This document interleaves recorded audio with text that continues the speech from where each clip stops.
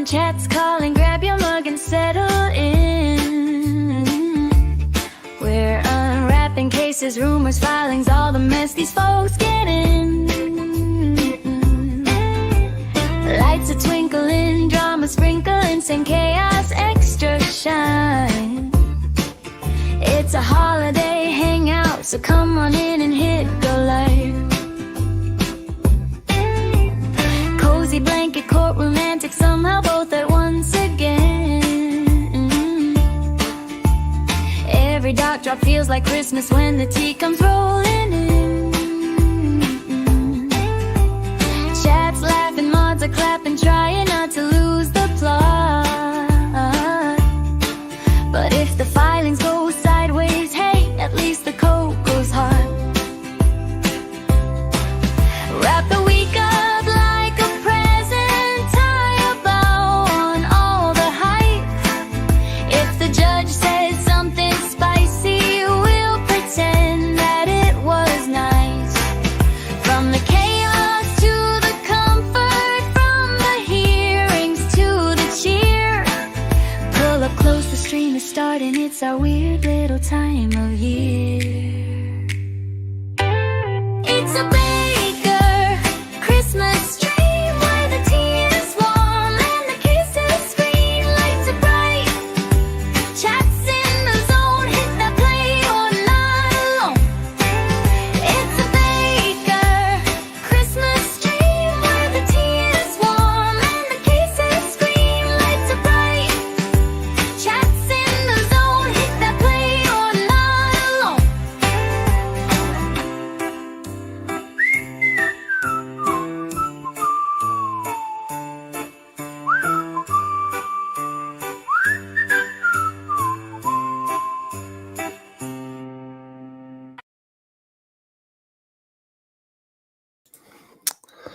I use ChatGPT to make the lyrics. Then I use Suno to make the music, and then I use Canva to animate or to put whatever in that I want for the video, because that's the level of things I can do.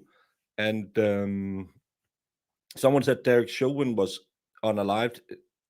Nothing on the news. 14 hours ago, it just say that that he's trying to get a new trial. That's the latest I get 14 hours ago. Thank you, Brokenhearted. I am trying to get used to having them on while streaming. And sorry I was a little bit late, but I didn't get a lot of sleep yesterday, so I am, well, I'm not, but I slept. It's not true. Okay. Trust but verify before we start spreading rumors in chat. That's what we always say on this channel. Trust but verify. Oh, I like it when you lie to me. Thank you, Shirley Mac. They're new. Cover up parts of this ugly face. Today won't be the longest stream in the world, because we just need the rest of Simp City, and then we'll go to the closing arguments and we'll see the verdict. So it's not going to be a forever stream today. The Wonder Mods are trying to see if we can get a link to the Miles King hearing today at 2. Most likely will be another kick the can, but they are to discuss the evidentiary motions that has been filed. My prediction, the Miles King case will be the big Proctor case. So that's could be interesting to see. Hey, shucks. Celestial, let me say something I've said many a times, especially during the Karen Reed and Shaun of the Golf era. It might sound very interesting sometimes, but always just go into the Google machine and just trust but verify, because a lot of people will put out something, and they just want the clicks and the views, and having you talk about them on the Twitch thread, and that's probably not always the most truthful people. Talk about being truthful. Hey, Jamester. Morning. Yes, my antenna is down from this morning. I had alfalfa hair this morning, Jamie. Oh, you should have left it up. No, I put on a hat because I don't have OCD, but it annoyed my OCD. Oh my goodness. Morning, everybody. And that was not a smexy question. I never claimed it was a smexy question. Who said that? Oh, This morning, a lot of people were complaining about buffering, and if you're on a computer, try hit F5 to restart the page, or go out, come back in. I think YouTube is fixing problems in the normal YouTube style, doing something stupid that isn't used. Hmm. I think Baker has an online date with his Canadian girlfriend boyfriend, hence his cool glasses and haircut. My haircut is, well, I'm soon to get my haircut again. I'm 13 days away from my haircut. And my glasses is because Marissa yells at me when I do this. Yeah, you were doing that a little too much. Yeah, she says I'm looking oriental, with I don't understand what that means. Sue does. No, Sue knows. Marissa says that. No, but Sue knows Oriental. Hey, my four sons. And someone was asking me if I can do the same thing that Jimmy does by giving away memberships. I can't. It's not that I don't want to do it, but when I made my YouTube presentation channel, without me asking for it or anything, I am what's called a brand channel. It has no benefits. There's no benefits to it, but I can't receive memberships and I can't gift memberships. Well, I can buy them, but I can't do. Oh, everyone else gets 10 free to give away every month. I can't do that because no one knows. And if I want to take the brand channel away, I will have to unmonetize, start all over, get all the numbers, get all the view hours, and then apply for monetization again. I really don't want to do that.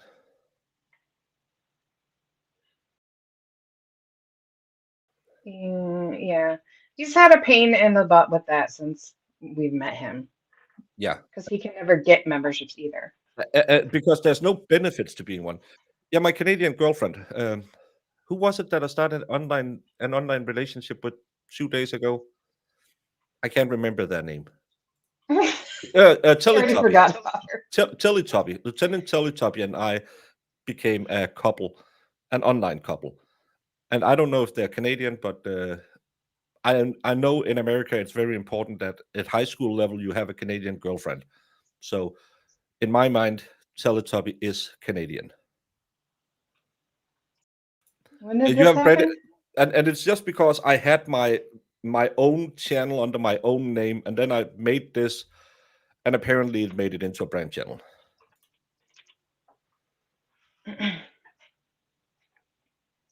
I still don't know what that means.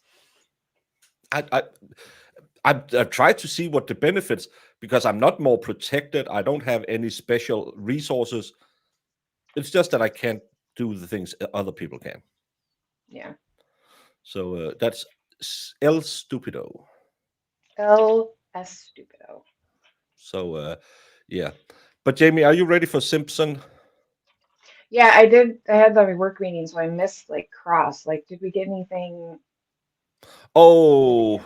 well, he claims that that the couple of seconds was actually a couple of minutes, and he was okay with it when she stopped, because that's what every guy in the world is. If if you just get 2 minutes of a mouth talk and she says, "Nah, by the way, I'm going to bed," Every guy is just sitting there saying, "Oh, that was just what I needed." Well, that was rude. Yeah, that's rude. Um, But other than that, nothing they like brought out that was any. Because I saw all of there was a direct. lot of all of a sudden he couldn't remember things, and all of a sudden he. Oh, I hate it when it's this. Let's get down to this business. Um, there was a lot. All of a sudden, he couldn't remember things. He couldn't remember when he got there. He couldn't remember what he was doing. You know the classics. I don't know, Hmm. and we don't like it when witnesses all of a sudden gets a little forgetful. Yeah. So, oh, maybe I should put a poll up. I was thinking about this yesterday, Jamie. You know, I've done the call-in show sometimes, and sometimes people dare, sometimes people don't really do a dare. Hmm. Big Dog is always nice to call in. Sue calls in Yes. sometimes, gives me the finger and says, "Go burn in hell," and then she leaves again. Really mean. Um, but I found out that you can kind of use that spaces crap over on the Twit as a call-in function, so people can go on the Twit and just talk through the Twit. I did Oh, it on okay. Aiden's stream the other night. So I'm thinking maybe if people want that for my late night show, where we can get a little more, we can talk a little bit more about the things we don't talk about on everyday shows. Um, It seems kind of cool. do I you think I've think seen it before. Yeah, I think maybe we should. Do you think should we do a poll if people want to do that? There's not a lot of people showing up for these rewatches, but we can. Big Dog didn't want it. He wants to be on screen because he's in Denmark. We'll call that what do you call those things on a camera that you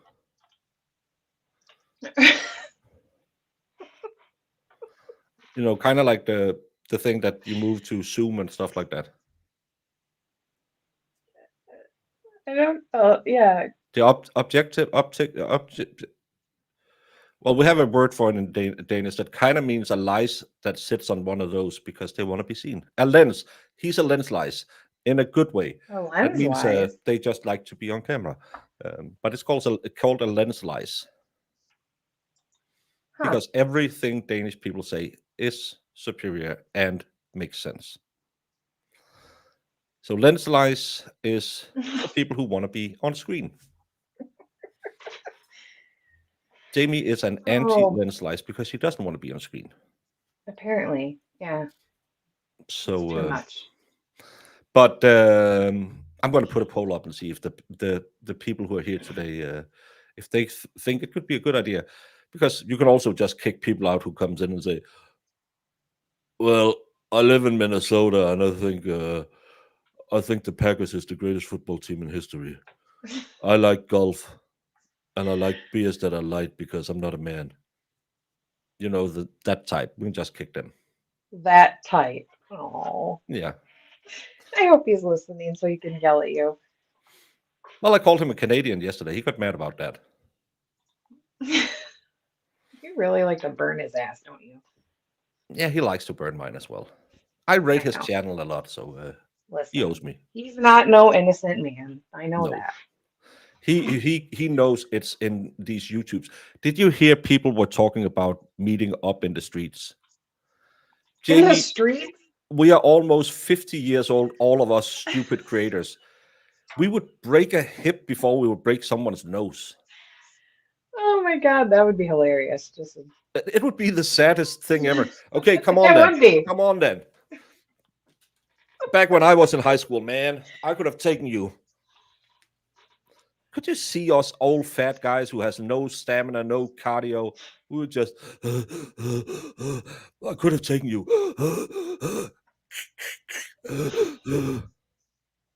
I would definitely pay to see that. Yeah, that would that would be the saddest pay-per-view fight ever. Worse than Mike Tyson. Exactly. Like Break. two swings and you're done. Yeah. As I said to someone, I have one good Glasgow kiss left in me, and I will probably miss. And no, I don't I have a know, hazard. right? Hasselblad camera. I have a Logitech Brio 4K camera. I've never bought any of those fancy cameras. I don't know tech. I'll talk to Fedorowski if I need to upgrade, Yeah, and then I know. I'll have to pay his ticket to drive down here and fix it because I can't figure it out. I would pay good money for that too, Ollie. Oh my God. Which Scandinavian country produces the best salted sweets? I would not say this in public, so everyone close your ears. Junglevol or Jungle Howls. If you really want to kick your ass with the salty licorice, that's the one to go for. Where are they from? I believe they're Swedish, Jamie. That is why I won't say it on screen. Oh, that's what I wanted you to say. Yeah. I mean, I have gotten a lot of good stuff from you, but I did get a lot of good stuff from Vanilla. No one needs the middle-aged street fight. It would be so sad. Have you seen those drunk Russians fighting? Where No. they can't stand on their feet and they fall over all the time, and no one gets a punch. It would be the same. Could you just imagine me, old and fat, standing there? Come on, and then these young whippersnappers who are 45 years old. Oh, I broke my hand. If I'm punching anything, it's 911. I know, and I never knew I needed a middle-aged man street fight in my life until now.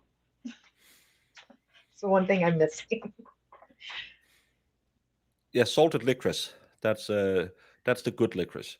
Never buy the Piratas. Piratas is the worst you can have.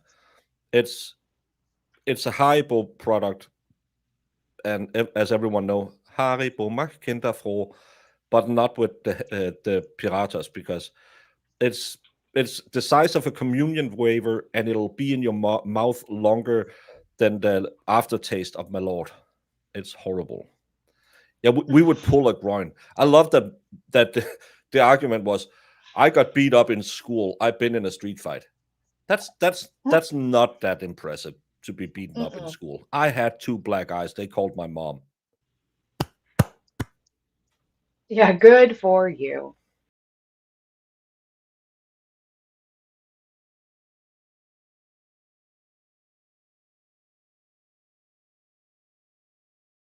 It's weirdos who try to remember their glory days.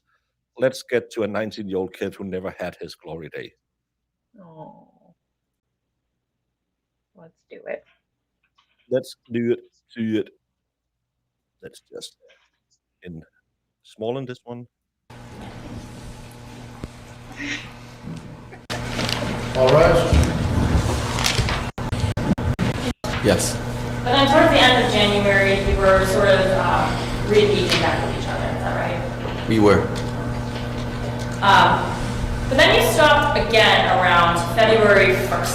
Is that right? Yes. And you stopped speaking for about a week. Fair to say? Yes.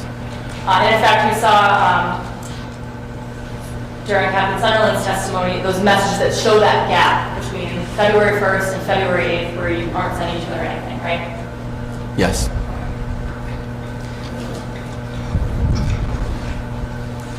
And if February 7th is when you come up to New Hampshire, is that right? That is correct. And you don't tell, I guess, during this break in the two of you speaking, you're the first person that kind of, I guess, breaks that, right? We don't have. Yes, it was. A better way to phrase that is you're the first person that reaches back out, right? Yes, because it was mostly her reaching out to me most of the times, so I decided to reach out for her this time. Okay. And that's on February 8th, around a little after midnight, is that right? Yes. Okay. And you say something like, hey, right? Hey, don't rub it in my face. I'm too old to fight. I'm too old to lose my V card. I'm just waiting for the casket to catch me when I fall over.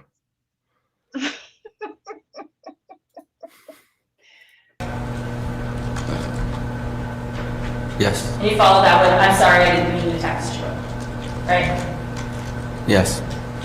And the first thing she says is, okay, don't show up here.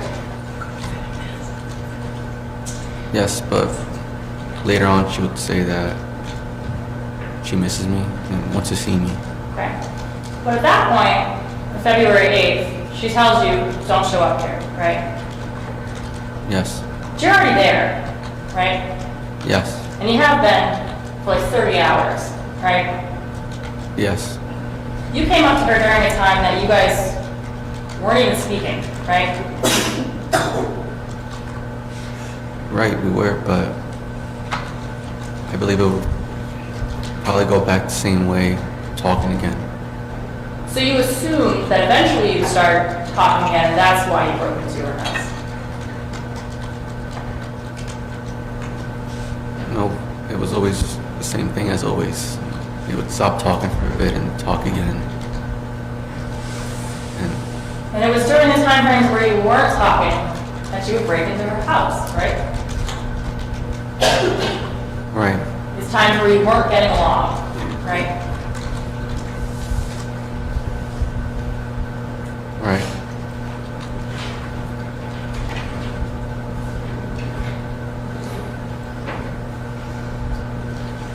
When you drove up on February 6th into the 7th, you were driving like all night, is that right?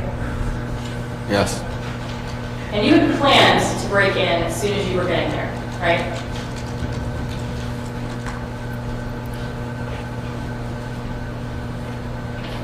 not really.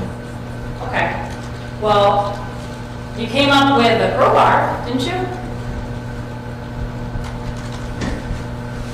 Yes, In fact, you came up with 2 crowbars. You had a yellow one in your truck as well, right? right, And you didn't tell her that you were coming, right? right, And you also came up with a list, a to-do list, right? right, So let's talk about that list. You made that list prior, or at least started that list prior to coming to New Hampshire, right? was it on that, can you repeat that please? Sure. You made that list, your to-do list, prior to coming to New Hampshire, right? At first it started, yes, Where were you when you started it? can't recall when, miss. Why is he calling her Miss after every? Isn't that a Southern thing, calling ladies for Miss? I don't know. Maybe it's a culture or two. I don't know how that works. You should announce when you are coming so there are no surprises. Well, she could just get the stripper license like Jamie. That'll save a lot of problems with that.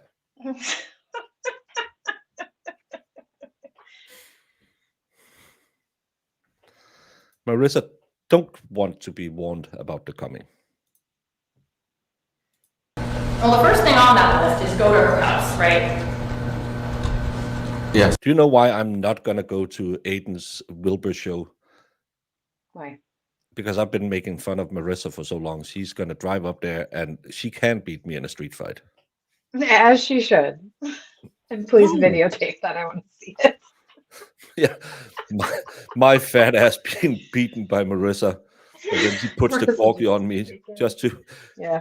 This is what happened to John O'Keefe.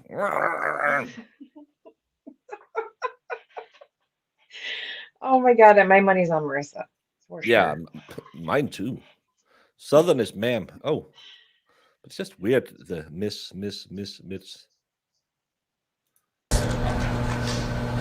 then the second thing on that list, I think, is lockpick her house, right?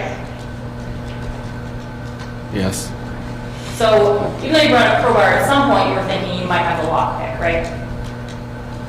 yes, Did you try a lockpick? no, Did you ever purchase those lockpicking tools?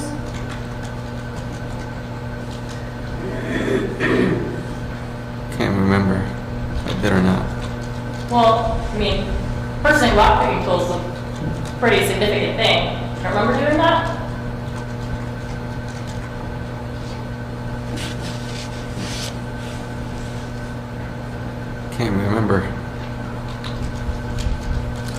purchased 2 crowbars to enter her house, right?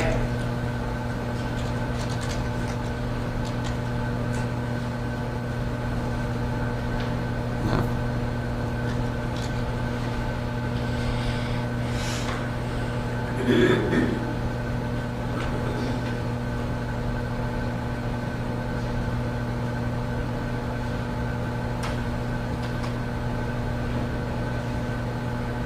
I didn't purchase them just for that reason.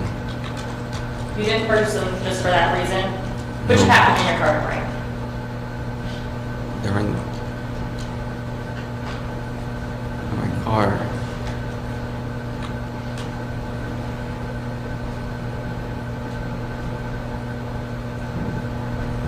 They were.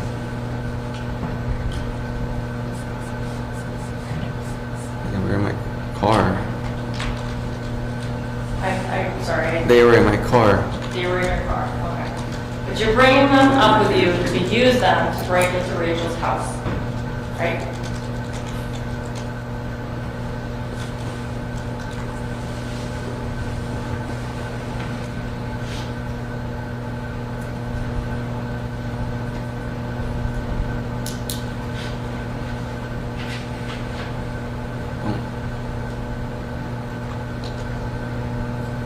I don't remember why. I don't remember why. You don't remember why you brought the crowbars with you? Yes. Okay. Well, you knew you were gonna have to break into her house in some way, right? Yes. And that's why you put lockpick specifically on your list, right? Yes.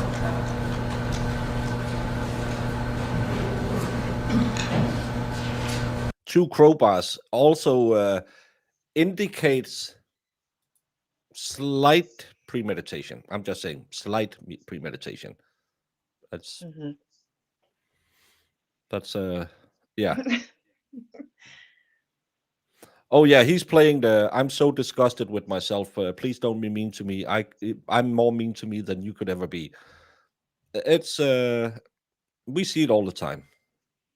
Well, I honestly believe that he's. I was just gonna cuss on here. Jeez, he is super embarrassed because this is embarrassing. Yeah, sure, but still. I know, but I'm just saying, like, I get that.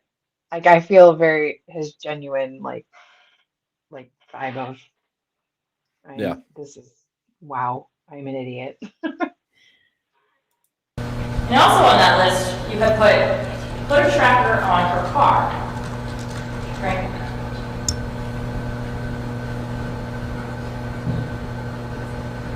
Yes, but I don't know if I can even do that at all.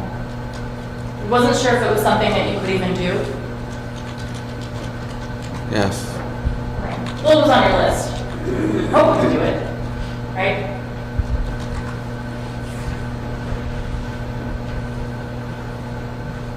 Can you repeat that, please? If it was on your list, it was something that you were hoping to do, right? To track the car. Hey, DD. Maybe, but I didn't think it was possible. You didn't think it was possible to track the car, No. but you wanted to. Empire, get to bed early today and then rewatch tomorrow. It's not going to be a long stream anyway. And I don't know why the buffering happens. A lot of people complained about it this morning as well. It's not on my end because I have no access to the feed out to you. That's purely YouTube. It's definitely YouTube because it was doing it to me on my iPad. Yeah. On my iPad Yeah. there. I have it some days where every video, it doesn't matter if it's live or it's an old video that's taped, it'll like, it stops all the time. And Mhm. then you normally if I'm on my tablet, I'll you'll swipe up so you can remove all the open tabs and or I'll restart it and that will fix it, but it's just annoying. Yeah. I think he's gonna learn from this. Learn not to get caught the next time. Yeah. That's why you unalive them. Come on. They can't rat on you if they can't touch the phone. Come on now. Learn from T-Rex. Oh my God. He just needs to learn to like stop getting on OnlyFans and trying to find a girlfriend. It's not gonna work out. Yeah. Or buy a street worker. Yeah. Not really. Mauricio, you went out and you purchased a tile specifically so you could track the car, right? Yes. It's like, how much does one of those things cost? 30 bucks maybe? I don't know how much they cost. You went all the way to the Greenland Target from Summerford.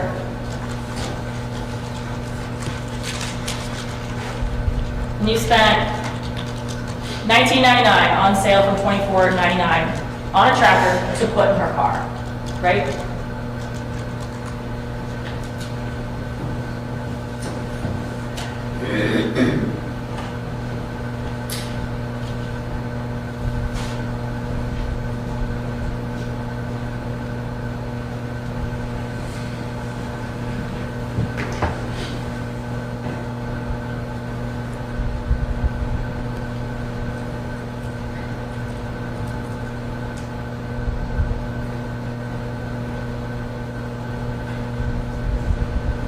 Well, I thought it was something to do with the stalking that you wanted me to do. So you did want to track her. Something that, with the stalking thing that you would want me to do. You think that she wanted you to do that? Well, yes, because she would want me to stalk her. So you purchased blue masking tape along with that tile, right? Yes. And you concealed that tile so that she wouldn't know what it was if she found it, right?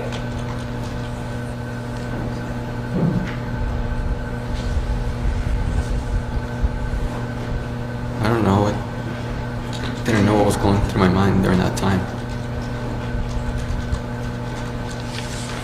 So you wanted to track her because you wanted to know exactly where she was going and when, right? Right, because she wanted me to be her stalker.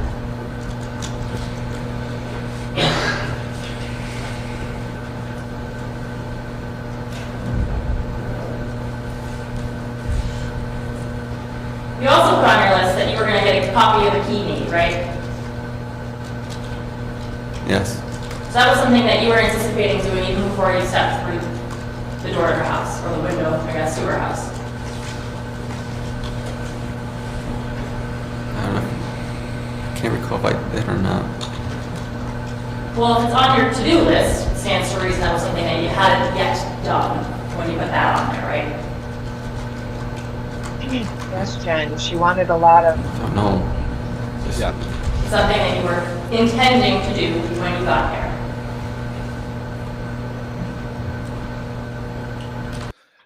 I wouldn't be surprised if she because she was leading him on like crazy. Maybe, and I'm just saying this because MG, you and I, we are men of the world. It will never happen to us. But I've heard that sometimes men misunderstand signal from women. We would never ever do that. We got our antennas out there. We can read any signal a woman sends us.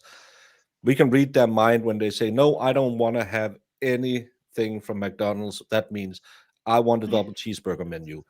You know all of those things that you really need to be in tune with the lady folks to understand. But I've heard some men can't read minds like we can. So maybe this poor little simp thought, "Oh, she really want me to do this. This is why she's hot and cold all the time." Yeah. I mean, she said it in the police interviews when they were interviewing her about like her messages and stuff. And she said she told him she wanted him to obsess over her and stalk her. So she did say she said these things, but she didn't mean them. She said them, but she didn't mean it. Yeah. Well, she probably, but again, as I said yesterday, the grape fantasy is one of the most sought after fantasies. But again, there's a difference. There's the oh my, where there's a little tying up and light pedaling, and then there's I'm gonna knock you out and throw you in the back of my car. It's not the second one ladies want. I've been told. I've tried it a few times, and apparently, oh, I'm having a phone call.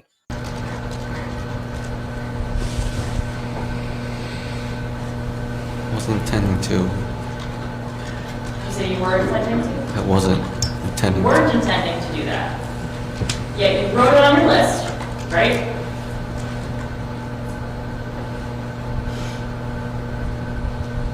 I did, but just didn't imagine this would happen. I didn't imagine it would be like that. Just You put it on your list. You went and you hid in her house for 3 hours until you had the opportunity to take it, right?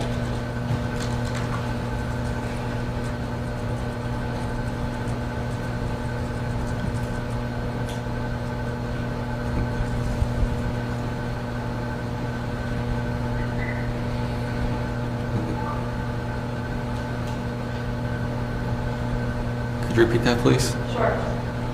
You're saying that this is something you didn't know that you were going to do. But you went into her house and you waited for hours until you had that opportunity to grab the keys from the kitchen.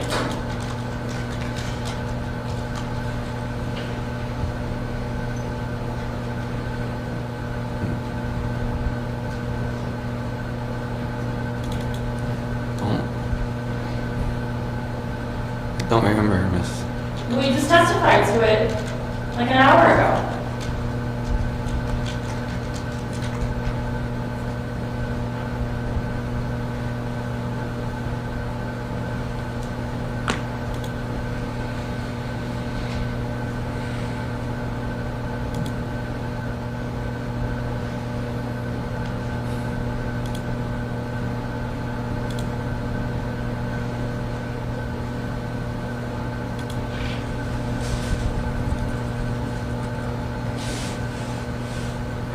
So let me ask again.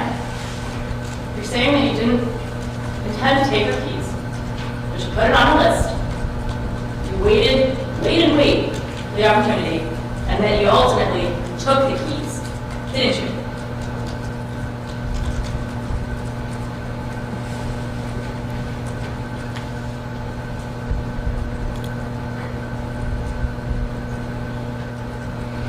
Did. So it was something you weren't planning on. First, it was an impulse thought. I I'm not didn't. trying to argue with you, Mauricio, but it's on your to-do list, so how can it possibly be an impulse thought?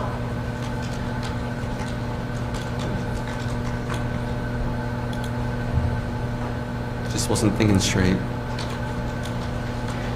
You also have on your list microphones or put microphones and stuff to hear her, right? Right. And so you were going to get some sort of listening device so that you could listen to Rachel, right? Yes, but I didn't know how to do that at all. I don't know. How can that be possible? But it was something you wanted to do. Not really. It was. No. It was something you didn't want to do. No. But you put it on your to-do list along with the other things that you did. I did. You also put log into her phone, hopefully, right? Yes. And then a little bit later, it was remember, get into her phone, and open it and unblock me on everything, right? Right. So you wanted to get access to her phone to go through it, right? I did. And in order to do that, she was gonna have to be home, right, with her phone. Right. And she was gonna have to be sleeping, right?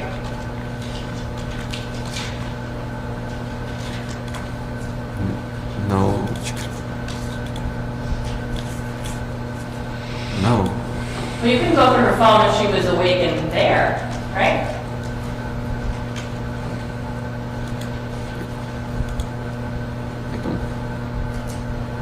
I don't know.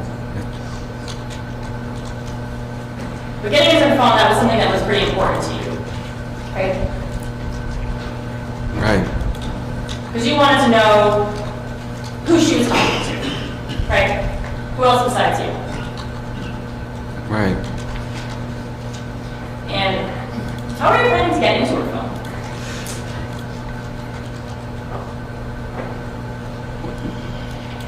The next time we would hang out, I don't know, like talk to her, maybe.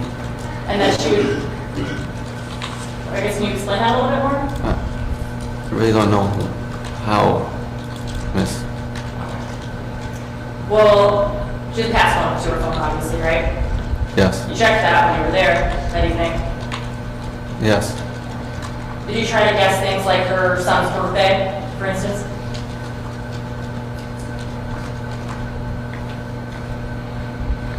Yes. How many passcodes did you try?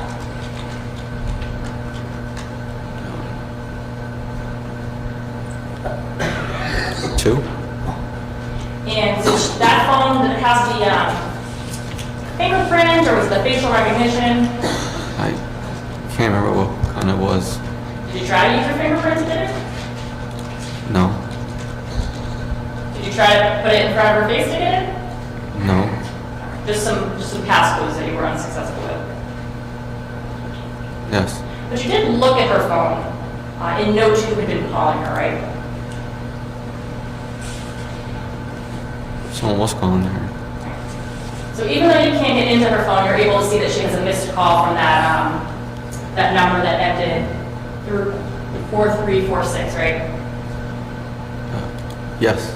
And after you saw that, you opened your note and you wrote that number down, right? Right. Because you wanted to keep track of who was calling her at such a late hour. Yes. And you called that number yourself from a blocked number, right? Right. And you discovered that that was actually a man, right? It was. That was pretty upsetting to you, wasn't it? It kind of was.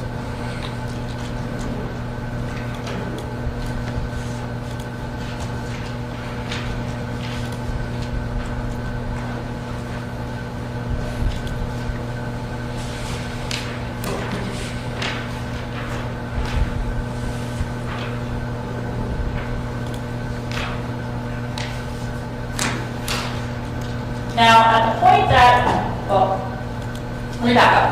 So we talked about the list, the things that you were trying to do with the list. I want to direct your attention specifically to February 9th, okay? These ones in the 9th. You had met Rachel out of your truck late that evening, right? Yes. I think it actually might have been like after midnight, so it would have been the 9th at that point. Does that seem right? Around that time. And you knew that Rachel had been drinking, right? A little bit. She wasn't clear enough how much she had. Well, she had said in the messages prior to you meeting up, I'm just drinking alone right now because it's the only time I actually feel something, right? Yes. And you had actually sent a message later on that night that said, I know you're drunk and probably hate me right now, right?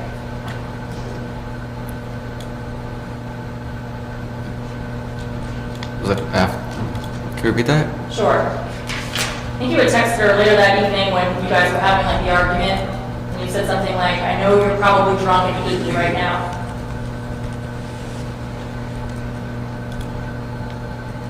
Yeah, that was after she saw me. Okay. But you know she had been drinking that night, and she was probably drunk. I didn't know how much. I didn't know. And then you're Googling at around 2:15 a.m. Can drunk tell you something if you convince them, right? I can't remember when I looked. I can't remember that time. But you did Google that at some point that evening. Can drunk tell you something and you convince them. Can we get an EM Whiffen check on that time? Because I don't trust any Google times. No, I can't remember that. Well, what were you hoping to get out of her? Well, nothing. He was hoping to get something into her. Good one. Bad Baker. Bad Baker. It's a good thing that we don't get that many views, Jamie, on these day streams, because This is degenerate time. It's only for the degens today. Yeah. People that appreciate us are here. Yeah. People like Sue. Oh I guess that night. my God. Was your passcode?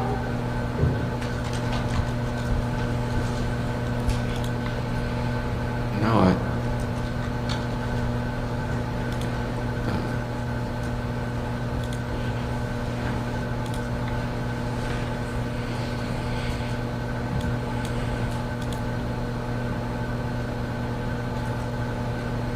don't know what. I don't know. I don't know. Well, anyways, you know that she had been drinking. You were saying that you don't know how drunk she was, but you do acknowledge she had been drinking, right? Yeah. Said probably, not you. And you're sober at that point, right? I am. And after she leaves your truck, she's initially saying, I wish we could have had sex. Something like that, right? Yes. And you said, do you want me to come back, right? Yes. And she says, no, right? Right. I should probably sleep anyway, right? What kind of crap is that? And she said no again. She said she has a son, right? Yes. And then she starts to get like mad at you for coming up in the first place, right? Yes. She says, in particular, she's mad because you can't just come to her mom's house, right? Yes.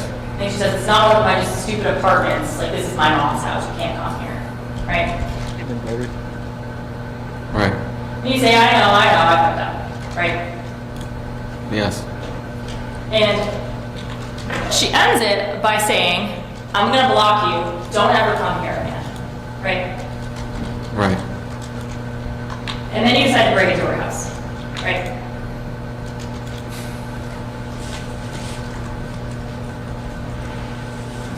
Can't remember what's going on through my mind that time. Well, you said yesterday, or excuse me, Friday, that you thought it was something that she wanted. And now you're saying you don't know what was going through your mind. It was a mix between the two. Something you would want or just don't know what. So that night you were in her attic, excuse me, in her home for over 2 hours, is that right? Yes. You're in there for so long that you need to relieve yourself in the attic, right? Yes. Or I guess with some of that from the day before. I can't recall when. Now, when you're in her house, do you go right to the attic? Do you go to Rachel's room first? What do you do?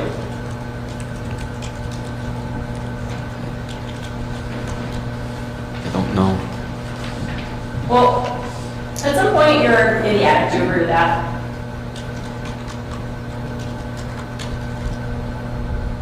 At some point I was. And for some points you're in her room, right? Yes. You going anywhere else?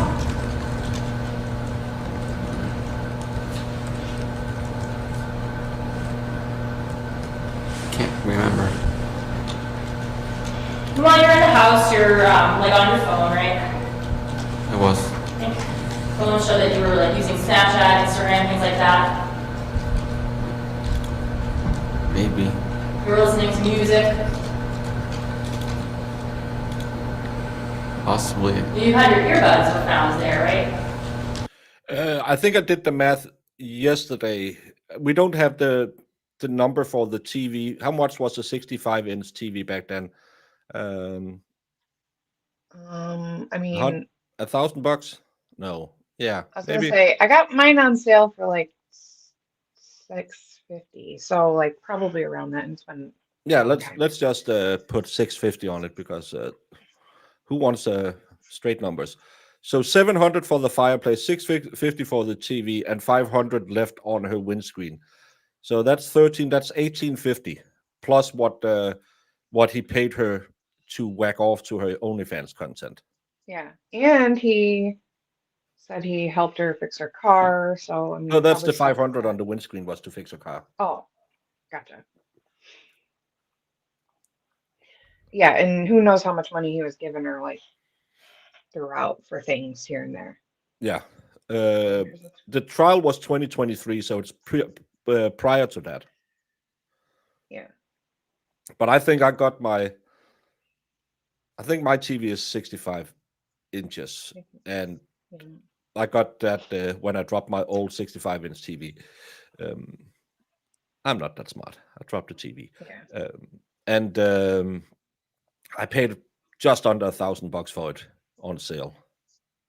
Yeah, they're pretty expensive for that size Yeah. because that's what I have in my Yeah, I last year's model and stuff like that, and not the Mhm. highest whatever. I can't see the difference anyway. So, but I think $700, $800 because you have cheaper stuff like that in American than we have here.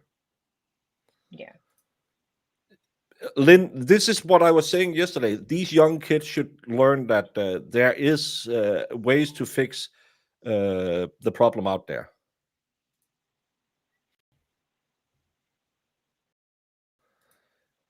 Yeah, if you go with the QLED and all of that stuff, all the bells and whistles, it'll be way more costly. Oh yeah. If it was plasma, it's not worth it. No, plasma is crap. Yeah, it sucks. Yeah. I have one. Yeah, they never really. I don't think they ever were good. But the QLEDs are pretty good. Hmm. Yeah. Plus his Airbnb, his 6-hour drives. Yeah, he had a lot of money out there. Oh yeah. I have a a Samsung is the one I have now. I think it's OLED they use or QLED. I can't remember, but I like it. But I'm blind as a bat, so I couldn't see. I don't understand these purists who. Well, the black is a deeper black. I don't care. I just want to see Predator flying through the jungle, and Arnold saying, "Come on!"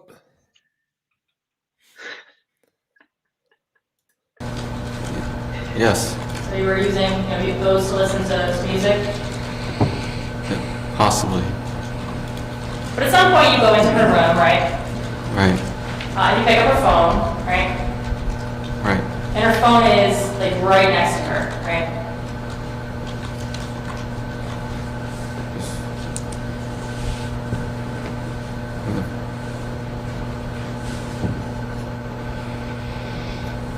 Remember, sorry. Well, fair to say it was close to her. You don't remember it being like in any other room? No, wasn't it? And you picked up and tried a few passcodes, right? Yes, You're checking to see who's calling her, and you in fact call that person back, right? yes. Were you doing that in her room while she's right there sleeping?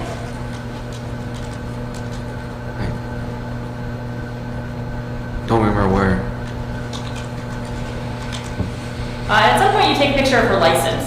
It's on the floor, right? Yes. Why do you do that?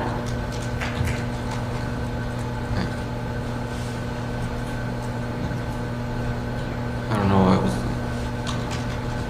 I don't know why. You also take a picture of the home screen of her phone. Why do you do that? Also, I don't know why.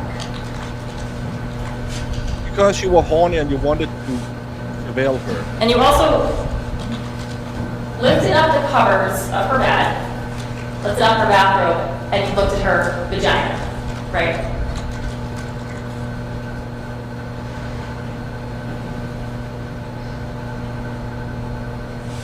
Yes.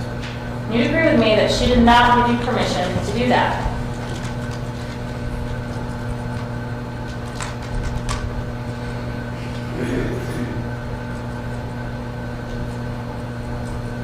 Start.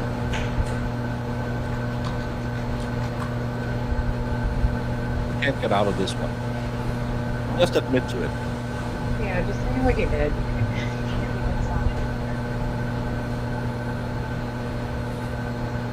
Could you repeat that, please? Sure. When you lifted up the covers of her bathrobe and you looked at her vagina, you did not have permission to do that, did you?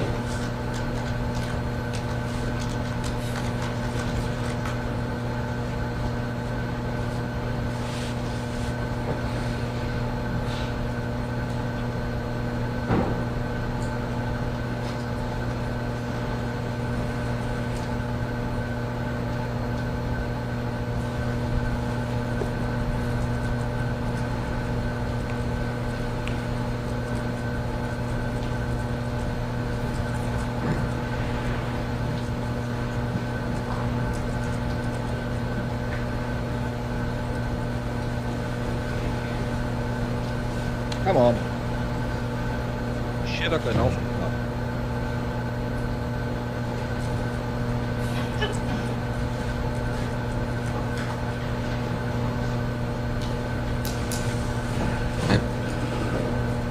I just thought it was something she was okay with.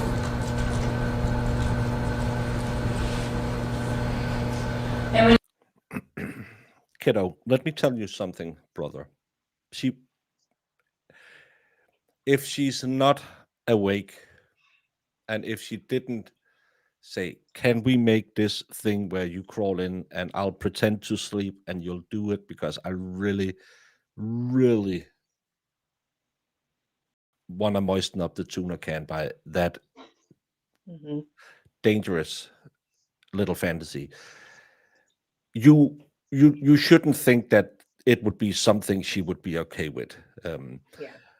I don't know what in all the worlds made you think, yeah, she'll think it's fine. Let me just get the clam snapper out and let me zoom in on that one. The Just clam because you paid for snapper. it online doesn't mean that you can get to do it in real life. It's yeah, the long pauses is just so bad for him. Hmm. You smelled tuna and you tried to figure out, and you needed the camera to light up. It's just to save him from the cats. Like, I get it. This would be freaking embarrassing to be saying in front of everybody, my family, and all of the world. But you Yeah, did it, own it, get over it. yeah. Don't You make know. that excuse. I thought she would be okay with it. No, you didn't. Yeah. You had a fantasy that you could control her, that you could surveil her. That it's probably something that put lead in your pencil. That you would be able to constantly surveil her. Uh, This guy would have turned into something that would have gone way worse if this had succeeded, because seems way too obsessed with this young woman. Well, yeah, and I like what Marissa said, it's probably something he never thought she would find out about. Yeah. It was for his own little spank bank.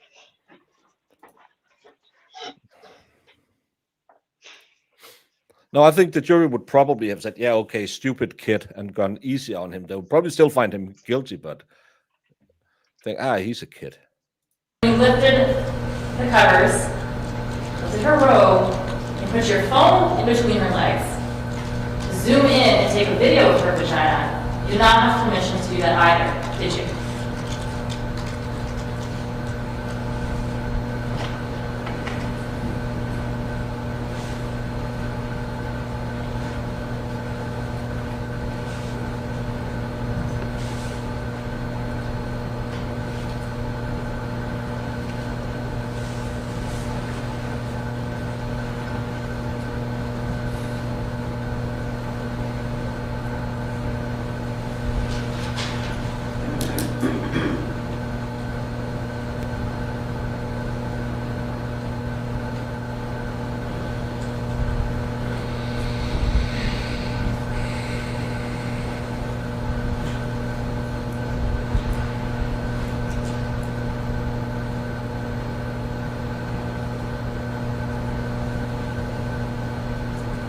She would be okay with it. You thought she would be okay with it? Yes. Okay. So, your testimony and your claim is that you looked at and videotaped her vagina because you thought she'd be okay with it. You're comfortable saying that right now? I don't know what else to say. I'm sorry? I don't know what else to say about that. Oh. Well, you were specifically asked in interviews why you did that, right? Right. And to Captain Sunderland, you said, I don't know what's wrong with me, right? That is right, but I hadn't been sleeping for hours. I was scared. I was alone. was cold, hungry. I was confused. All of that is a you problem. All of this you could have fixed. None of the solutions to that problem was, let me just zoom in on the biscuit. None of your problems, none of your hunger, none of your sleep deprivation, none of your loneliness would be fixed with you filming the puss puss. Yeah, I had to go with John Gary. I liked him way better when she was testifying, because she came off as a manipulative, see you next Tuesday, money grabber. But excusing himself with, oh yeah, I'm tired and hungry.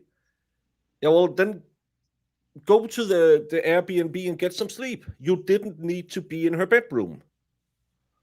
Oh.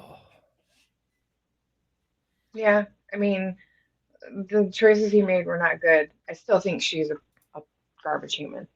She is a garbage She human. caused a lot of this problems. Ginger, it finally found out that you have no soul. That's why it can't find you.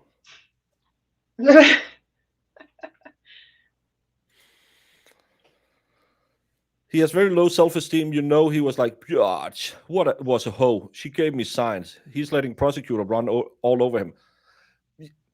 I bet you his attorney have said, just try and be as truthful, but also just don't. But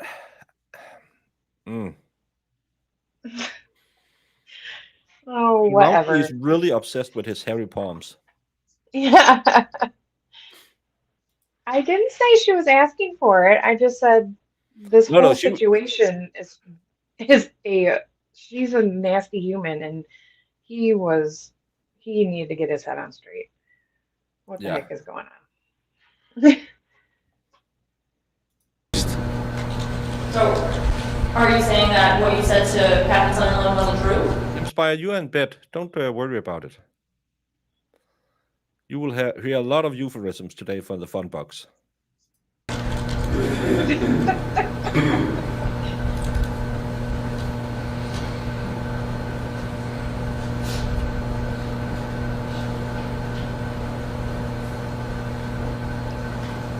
First, it wasn't true. At first, it wasn't true. Sorry, just. First, I did lie to him. I'm sorry. At first, I did lie to him. Okay. Well, that barrel asked you why you looked at her vagina as well, and you told him, I just wanted to see it one more time, right?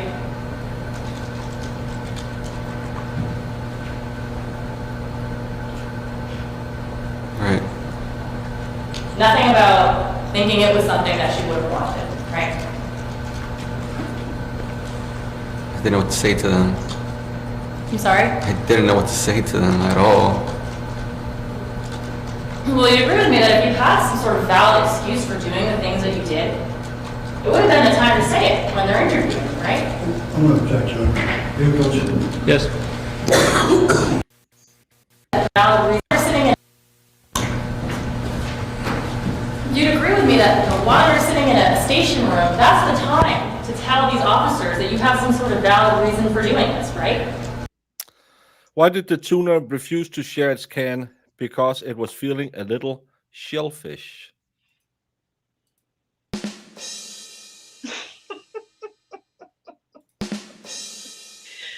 I love that she stays up to entertain us. A tuna is not a shellfish, Jamie. It's a fish. I know. Did you know Trying to be technically cute. there is no such thing as a fish? Quit ruining the jokes. Well, this is an enlightenment channel. We are Renaissance people here, so I'm just here to fix any mistakes.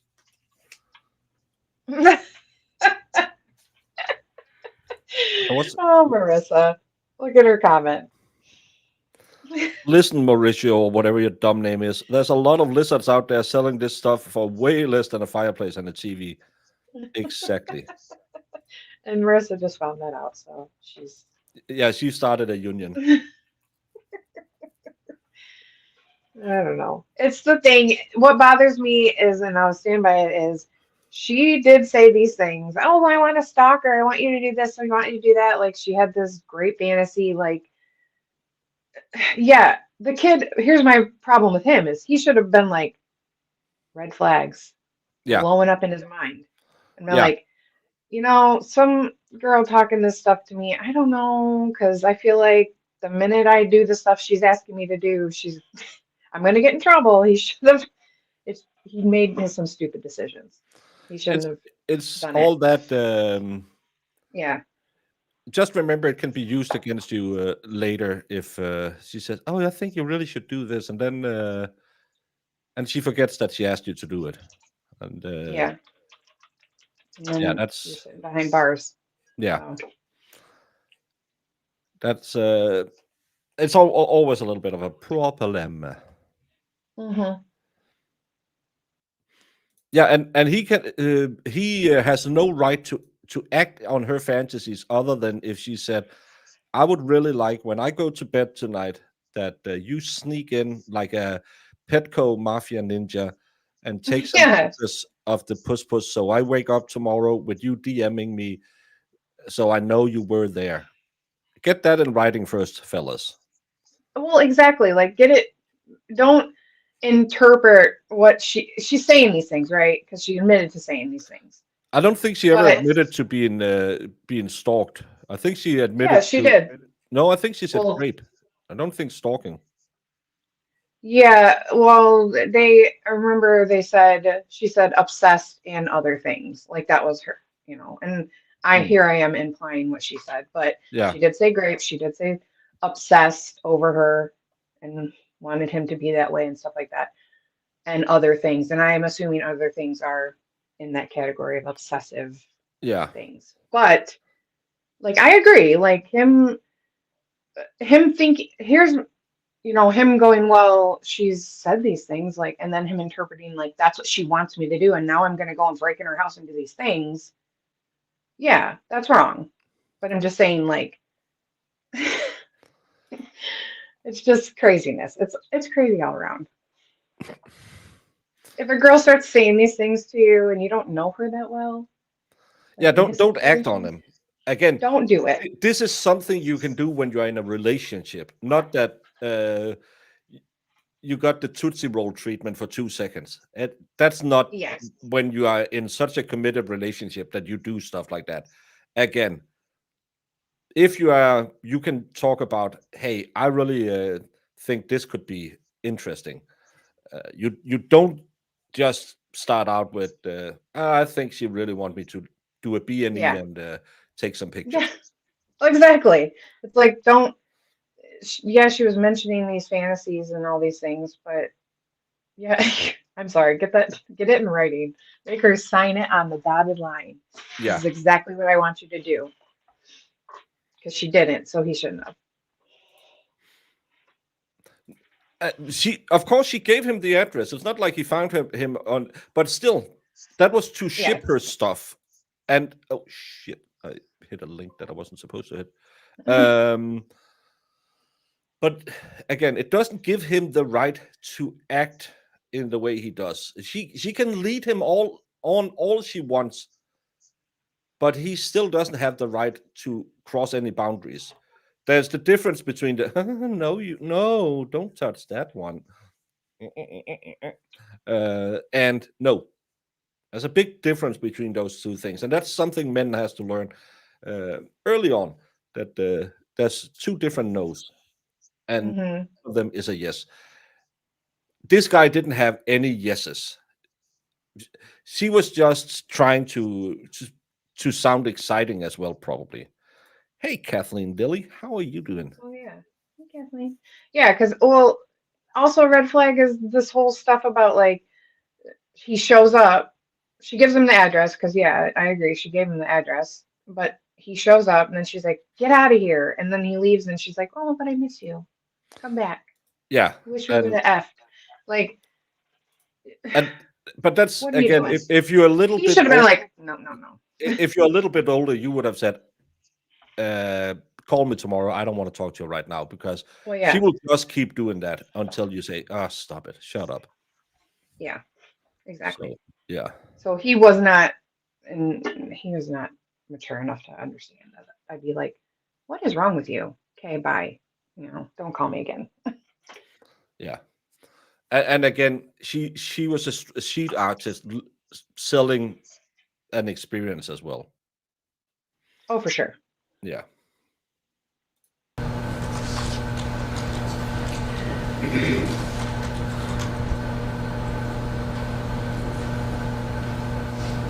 Time I was scared of them. I was scared where I was. I didn't even know where I was at the time.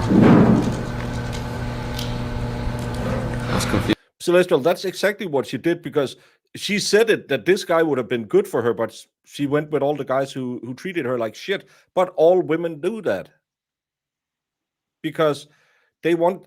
It's kind of like men. We always have a hobby project that we want to build. We're never going to finish it, but we just need more power tools and we'll fix it. That's the same thing women do. They find a man that they really, really like, and then they spend the rest of their time trying to fix him. And when they fix him, they find out, oh, I took all the fun parts away. It's just men and women shouldn't like each other. We should be on different planets. Meet once a year in a big old pile and make more babies, and then go to either side again.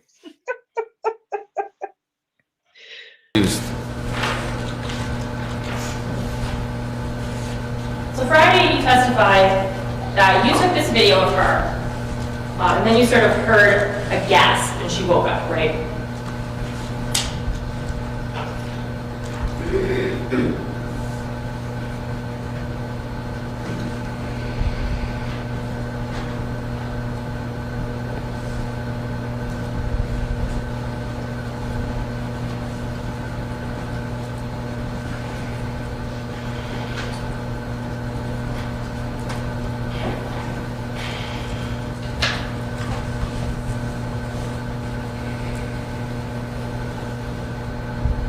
Sorry, can you repeat that again? Yep. You testified on Friday when your attorney was asking you questions that you took this video and then you sort of heard this gasp and she woke up and that's when you left, right?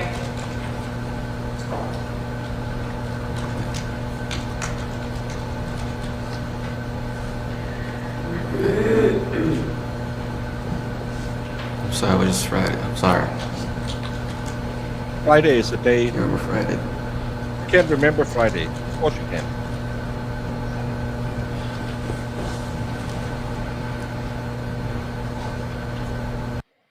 Hellfish, no. Bad hellfish. Well, if you can't remember Friday, is that what happened?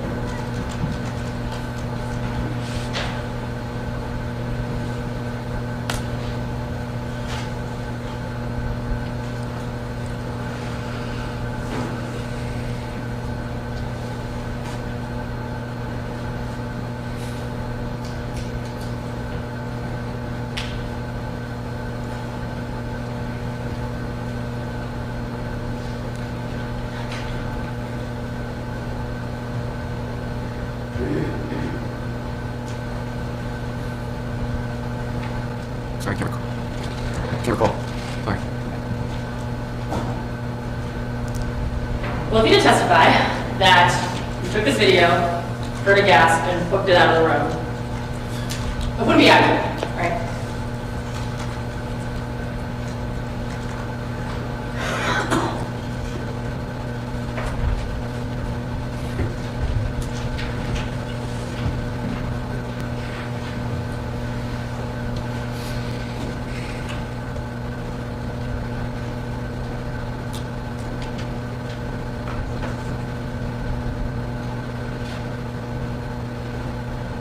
Is he trying to pass out on the stand? I don't know. He looks like he's about to puke. have to tell the whole world about this?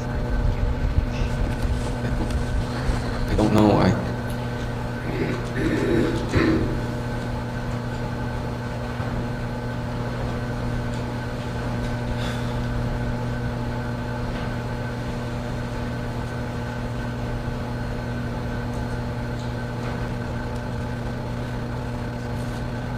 Could you repeat that, please? You testified on Friday that you videoed her vagina, heard her wake up, and left. That would not be accurate, right?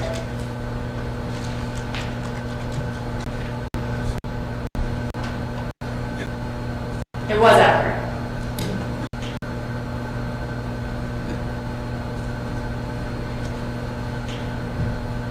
It was. It was accurate. Well, you took that video of her vagina at 3:19 a.m. That's what the phone shows, okay? And she doesn't realize you're here to text you until an hour later. Do you realize that?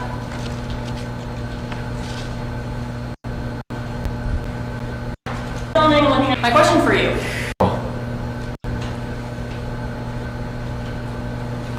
Can't recall. Okay. Well, my question for you is during the hour period, when you're filming and looking at her vagina, she realizes you're here and you leave. What are you doing?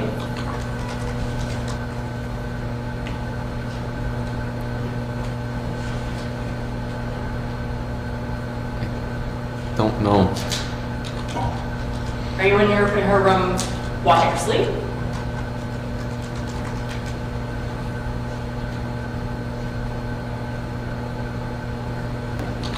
Don't remember that much. Well, they were there for over 2 hours, Mauricio.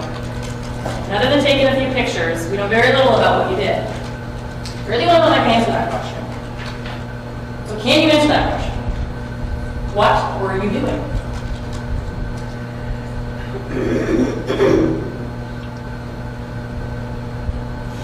Don't tell him.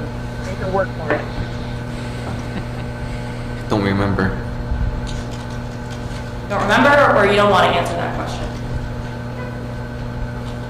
I don't remember.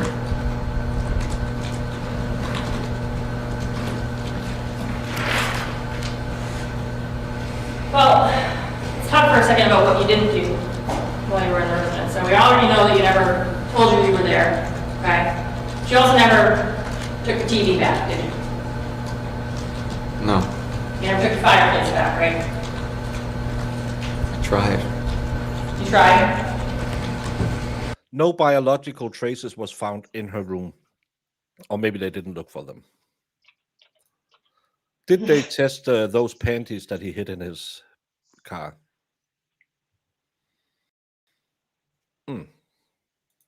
Happened when you tried. It's too heavy. Well, it's right next to the porch door. It's not like you had to carry it down any stairs, did you?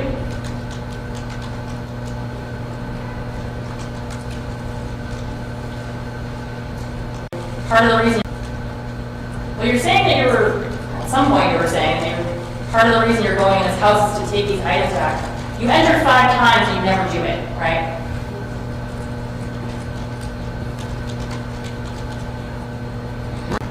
You never intended to take Entering 5 times would be considered doing it in my household. those items back, did you, right? I did. Well, I did intend to take those back. Just Well, on the morning of the 8th, you had the house to yourself. You could have very easily taken that TV out of there and you didn't do it, did you?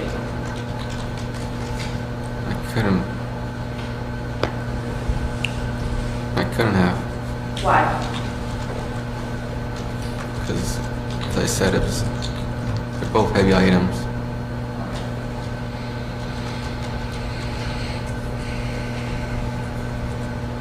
The reason you didn't take those items back is because you knew that if you did, she would have known you were in her house, right?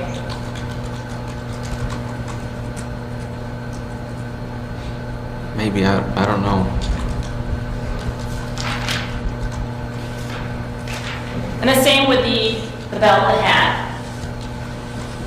Your purpose when you were entering that home was not to get your belt or your hat back, right? It was. Well, Rachel had told you a couple times that she threw those items away, right?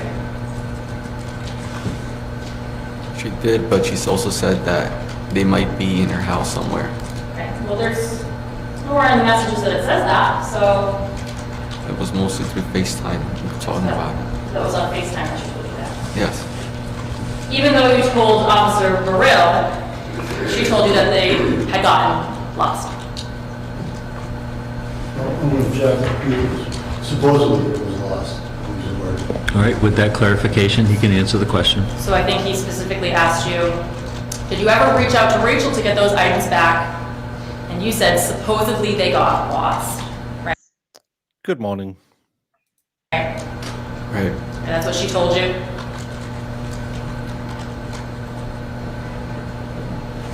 Now, isn't it true that none of these entries had anything to do with getting any of your items back? They were.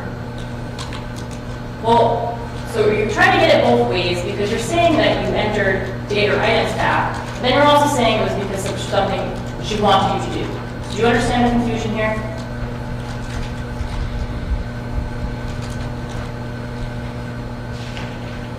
I do, but Which is it?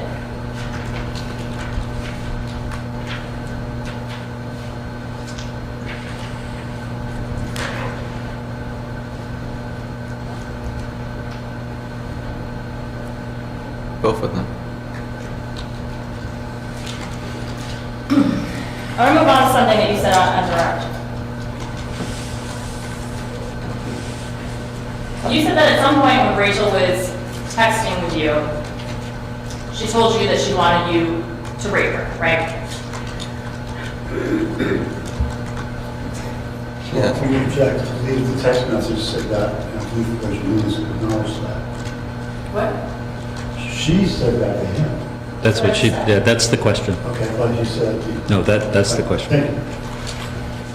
Right? Yes. And it was your claim to this jury on Friday that that really freaked you out, right? At first it did, but I thought it was one of her games that she like. That was one of her games. I'm sorry, I couldn't. I thought it was one of her games. You thought it was one of her games. So you didn't think she was serious, right?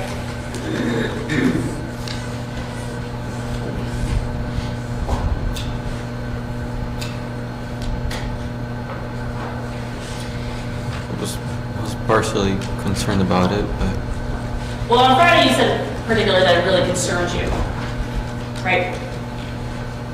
it did. Okay. But that's not true, is it?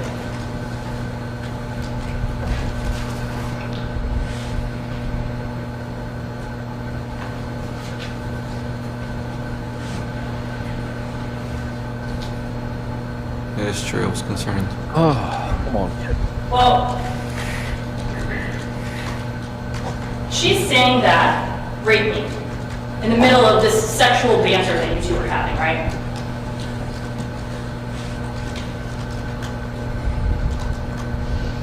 I think so. Yeah.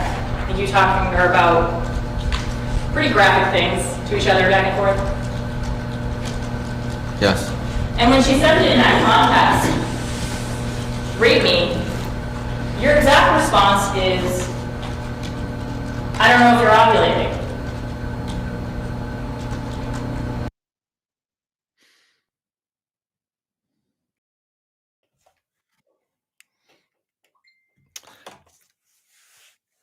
Kiddo, if she says, I want you to grape me, don't think about her cycle. Just put on a Jimmy hat so you don't become the next fatherless children's impregnator in her life. That's why you have Jimmy hats. It's to make sure that you don't piss glass after and she doesn't have a problem 9 months later. You don't say, but I don't know if you're ovulating. Jamie, I'm going to ask you a personal question. You don't have to answer. Would your moist meter go below 0 if you were, hey, you want to ruffle the sheets? And he said, I don't know if you're ovulating. That'd be a weird thing to say to a woman. It's not the, yeah, I'll slap your butt and then I'll just check your temperature to see if you're in perfect breeding condition or I mean, it's safe. unless you're planning to have some babies. That might be something you'd say to your lady. I know I don't have good pillow talk, but hey, I have this fantasy where we meet up and you bend me Yeah. over and you grape me. Well, are you ovulating? I need your ovulation schedule, yeah. Make Can I sure just do that. put it as an app for the phone, I believe. Oh, Yeah, you can be graped on the 9th, the 10th, and the 26th. perfect. I'll put it in my calendar. Yeah, okay. I'll close my eyes that day.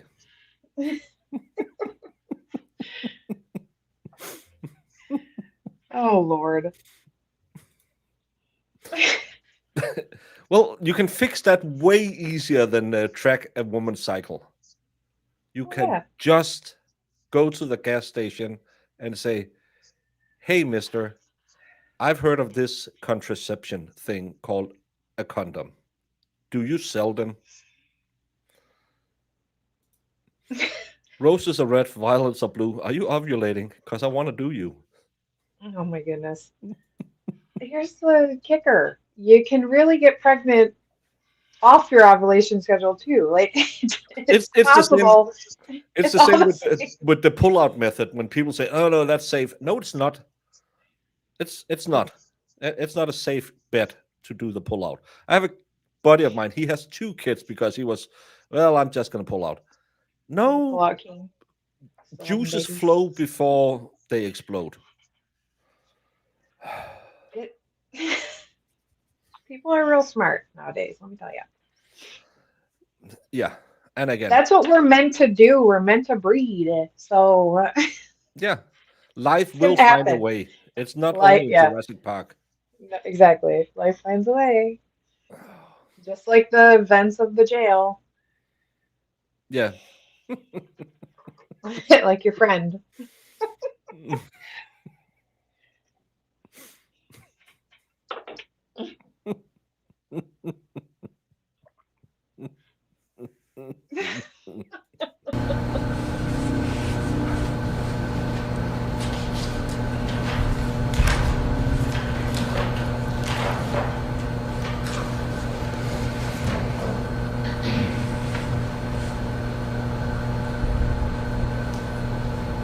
Do you see it? Yes. Forth, and excuse it, graphic nature, but you're talking about each other coming. And then she says, rape me. And then she says, I don't care, you say, excuse me, I don't care if you're ovulating, or I don't know if you're ovulating. And when? And then you loved it. Yes, because if I didn't respond like that, she would get mad at me. Okay. And then you go on to jokingly talking about knocking her up and trapping her, right? May I see those messages, please?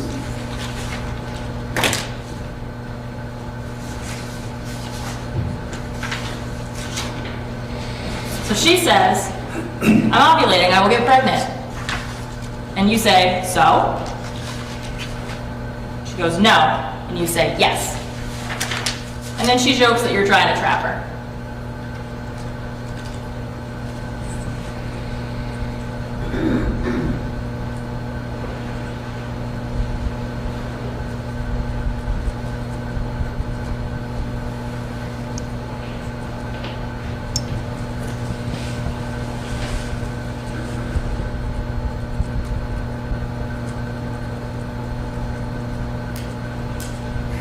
What did she say after that?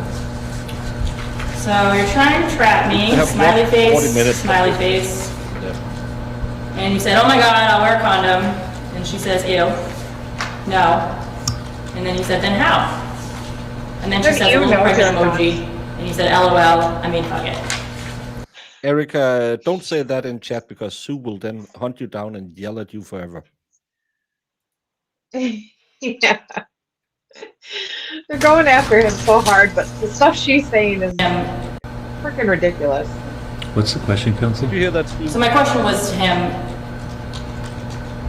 this didn't actually concern you, right? You knew she was joking. I was partially concerned, but I had to play along with her. If I didn't, she would get mad at me and block me. He wanted some. Here's my trap. This kind of exchange that I just showed you is pretty typical of the sexual ways that you would banter back and forth, right? Right. And you knew when she would say things like rape me, she wasn't serious, right?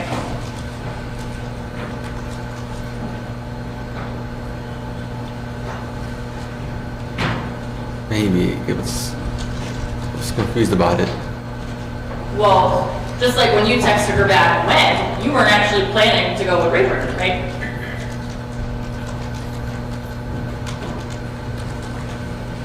No, You know she didn't actually mean that she wanted you to go and hide in her attic, right? Only, Jack, only calls for speculation. Overruled. Go ahead. Answer the question, please. could you repeat that, please? And you knew that when she's saying things like, I want you to be obsessed with me, she doesn't actually mean she wants you to break into her mom's house and hide in her attic, right? You don't. We no one mostly knows. talked about obsession the most. What? So are you supposed to talk about what? The obsession part we talked about, she talked about it the most. Telling me everything that she wants me to be obsessed with her. What? I, I'm sighing as louder. I want to talk, finally get to the conversations that you had when you were in custody at the police station, okay?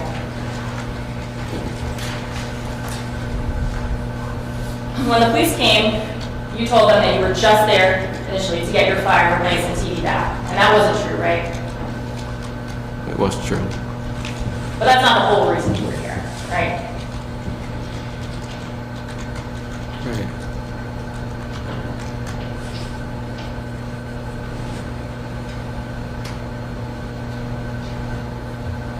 I also want to get my other stuff back, my beanie, my glasses, and my belt. Well, and as you're saying now, you thought it was some kind of thing that she wanted. No, Jack, I'm argumentative. Overruled. Go ahead. I guess my point is you weren't entirely truthful with the officer when you said that, were you?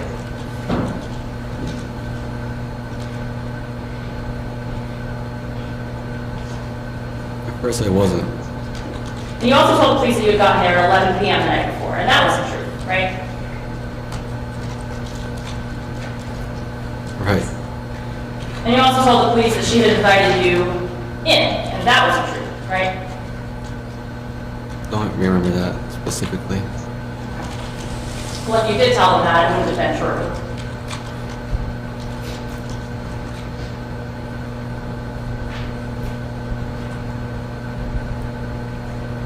Could you repeat that, please?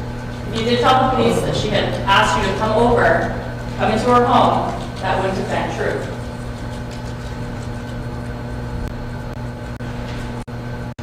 When the police are talking, I'm sorry, could you rephrase that? Just don't- my point is, Mauricio, when the police are talking to you and Captain Sutherland's asking you questions, you lied to them several times, didn't you? At first I did, but then I told him everything. Well, at first, you lied. And then he comes and he confronts you with certain things like the pry bar, right? Right. And then you lie, you say you didn't use it to get in her house.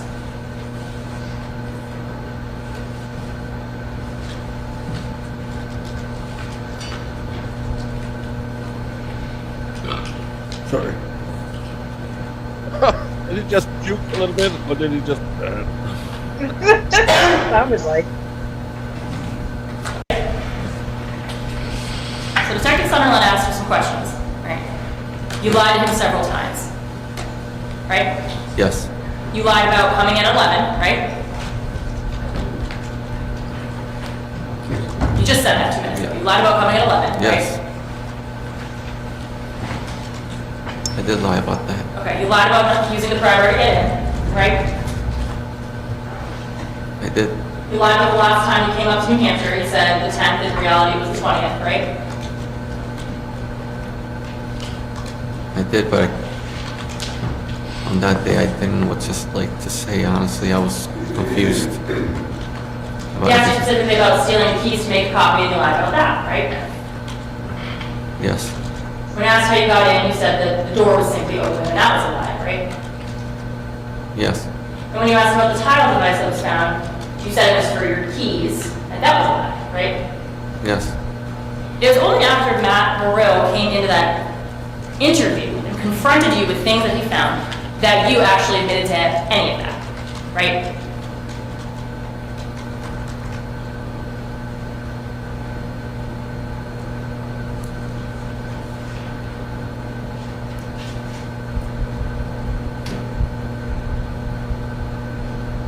Could you repeat that? Sorry. It is only after Matt Moreau comes into that interview with Captain Sunderland and specifically confronts you with things that he's found that you admit to any of that, right? Yes. And even then, you still deny stealing and copying her keys, right? Yes. And even then, you still deny about coming on Monday. You told her it was Tuesday that you first came out, right?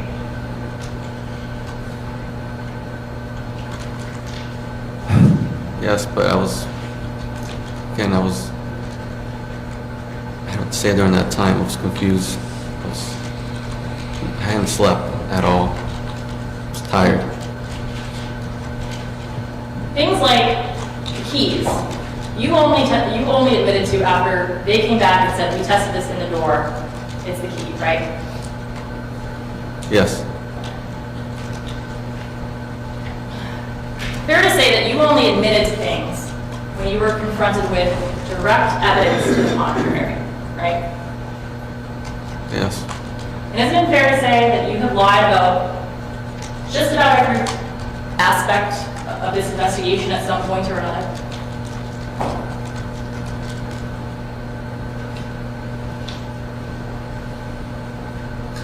First I did, but I told him everything because it was the right thing to do.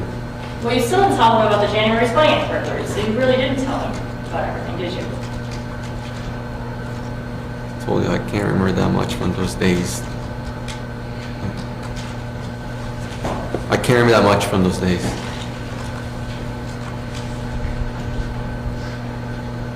Come on, lady, you don't have to embarrass him anymore.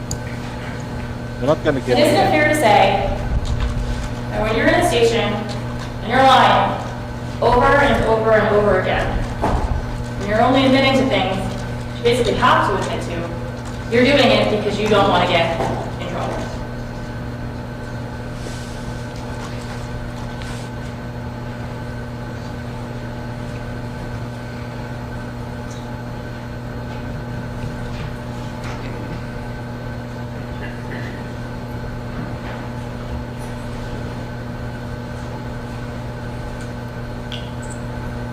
Yes.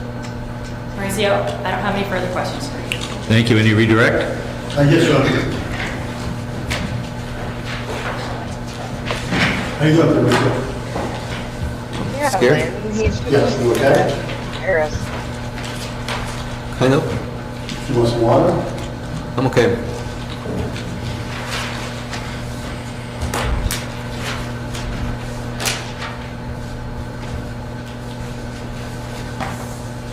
Fair to say this is the first time you've done Oh, look who comes dilly-dallying in now. Hey, Crispy.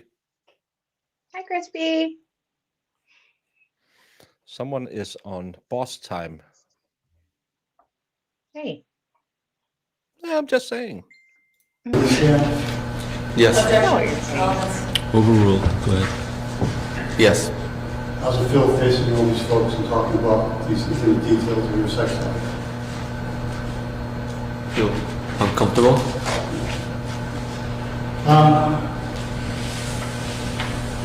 Got your mom and dad here as well, don't you? Yes. I just want to kind of go back over a couple of things. I know this has been a long morning. I know you're ready to come off that witness stand. But I want to ask you a couple of things about your relationship with Rachel Nunez, okay? Yes. Fair to say that she's your first girlfriend? If that's what she was at all. Is that right? That's correct. How much dating do you think would you say you've done? Before her, Yes. none.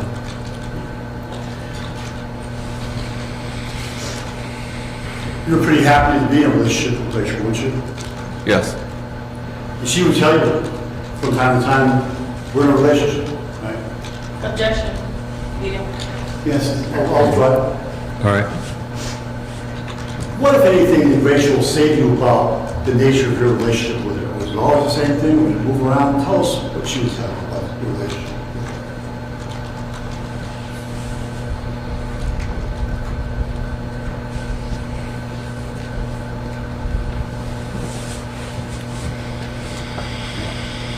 Sorry, could you repeat that, sir? I'm sorry. Were you getting consistent messages from Rachel about the nature of the relationship?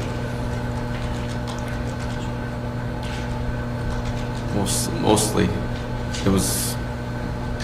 Tell us.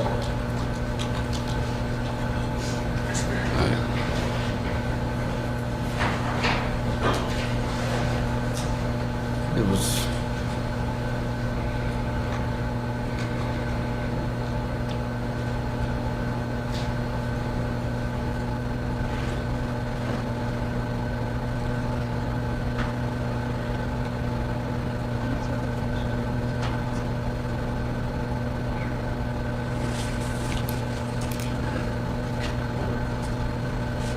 Sorry. It hurts. Can you repeat that again, sir? I'm sorry. I'm not sure I can. I'm sorry. I'm so sorry. I know you are, I know. what I'm trying to get to, for the jury's benefit, is tell us what kind of messages you were getting from Rachel Nunez about your relationship, about what it really was. Did it change? Did it stay the same? What kinds of things would she tell you? It would change to I love you, to sometimes don't talk to me, and back again, back and forth. I want to see you, I miss you. And sometimes it would just be going on. I felt really happy talking to her. I thought she felt the same way. She acted really...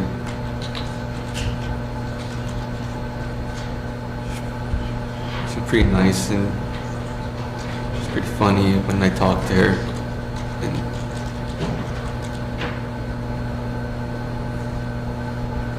I thought we would have been together one day.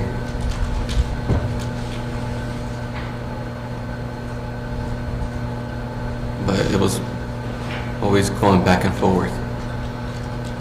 Going from nice to toxic. But I always saw it as nice. I always try to be nice with her.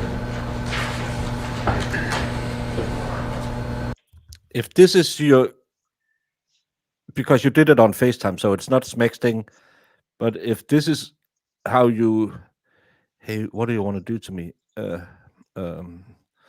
I think I think I would start. Maybe I would like. Stop it. Sorry, Cringy. can you rephrase that? Do you want to bend me over and pull my hair and say, "Oh, you're gonna get what you deserve"?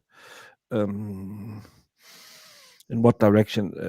Because if I bend you over in this direction, it could give you a severe spinal injury. I don't. I'm not sure that. Where are you in your ovulation schedule? Oh my lord. It's, so maybe that's why some mistakes slipped into their relationship. If that's the the way he smexed it with her. Were you ever sure what, if anything, how she would deal with you when you talked to her? Were you sometimes unsure how she would react? Would she react in the same way? Did you know what kind of Rachel news you were going to see that day or hear from that day? No, it was always different each time. Thought she would be surprised Yeah, surprise, MFer. by seeing me. Because we talked about it to each other and what we do. When you say you talked about, how would you communicate with Rachel in this? What are the ways you would do it? Mostly through FaceTime. And Mostly FaceTime? Mostly FaceTime. I was always FaceTime first and then messaging later. Or at the same time, we were doing both at the same time. Doing both. With texting and FaceTiming at the same FaceTime time. Sometimes on texting? Snapchat. After I gave her my Snapchat, Oh, Snapchat. That was your downfall. Instagram, Yeah. Did you Snapchat her for Instagram. other an hour? apps. Like, And when little I Hitler? would block her, she would text me It's only on real a- when you can have an actual phone. on a different phone number. Well, let's talk about that for a second. You would block her sometimes, is that right? Yes, And why would you do that? because I was getting just frustrated with the banter, and so I just wanted some time alone as well. And if I didn't respond to her, she would have one of her friends text me, or herself on a different phone, or a different username overall. So you're saying she would find a way to get a hold of you even when you were blocking her? Yes, You were talking a little bit to Attorney Garage about the, I think you called it the rape game, is that what you called it? yes, And you also talked a little bit about the stalking game. You were talking about that to Attorney Garage as well? yes. You indicated at one point during this discussion that you thought it was one of her games. What did you mean by that? Took it as a stalking game when she talked about me raping her. That was one of her games as well. And if I didn't respond positive to that, she would be angry with me. And she would curse me out or block me. Hey. Yeah, go Now, when you play the stalking game, right. because none of us are quite familiar with that, when you play the stalking game, would you let her know, hey, listen, I'm coming up to stalk you today? Or was there another way that you had to do that? Objection. Offense. Oh, overruled. Go ahead. Would you announce that you were going to come up and stalk her, or was it important that be a surprise, if you know? It was a surprise Why's that? because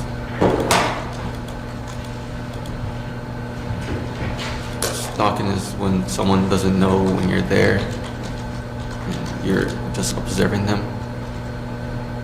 And I believe that's what Kiddo, let's say I theoretically was talking to a wonderful woman in, I don't know, buttfuck, Iowa.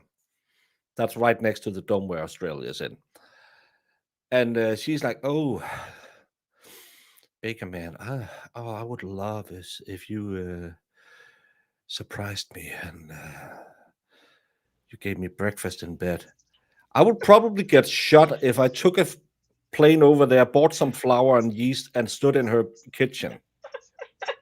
Again, what women say and what they mean are not the same thing.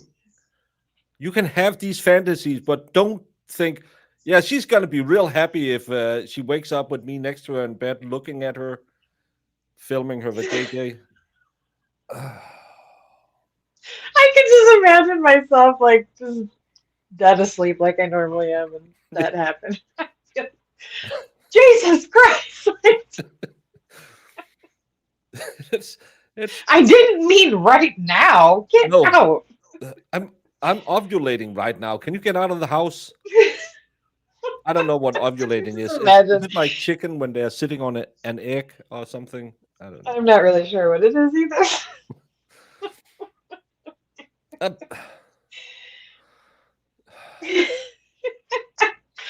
uh, I I'm couldn't not go into Jamie's kitchen uninvited. I would have been chewed up by her dogs. yeah, right. You'd be chewed up by me. I'm not a morning person. Especially if somebody's like, surprise! I just broke into your house. Make you That's just breakfast. oh, kid, you you need to read a There's an book. Always Sunny episode where he breaks into the chick's house and he like comes in and the windows broke out and he's like burning some pancakes. That's what I imagine. Like, hey, you're up. Like, how'd you get in here? Oh, I tried to jimmy the lock and there's just a broken window. Mo, Oh my God. can we get Mo on the stream telling us what's ovulation? The bird has nothing to do with it. It's a flower. The bird makes no sense in this. Oh. You Yanks, have you ever seen a bird and a bee be friends? No, but you've seen a flower get pricked a lot by a bee. What you would have wanted me to do, The not only to tell time her. there's a bird involved is when it That would defeat the purpose of the game, right? If she knows you're coming, right? Yes. must I speak to you American.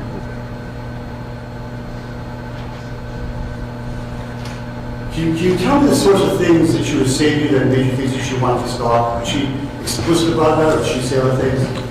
Give us an idea of what she would say to you. It was always that I took it as, why aren't you obsessed with me? Why aren't you talking to me? Why aren't you paying attention to me? Around those lines. And mostly calling me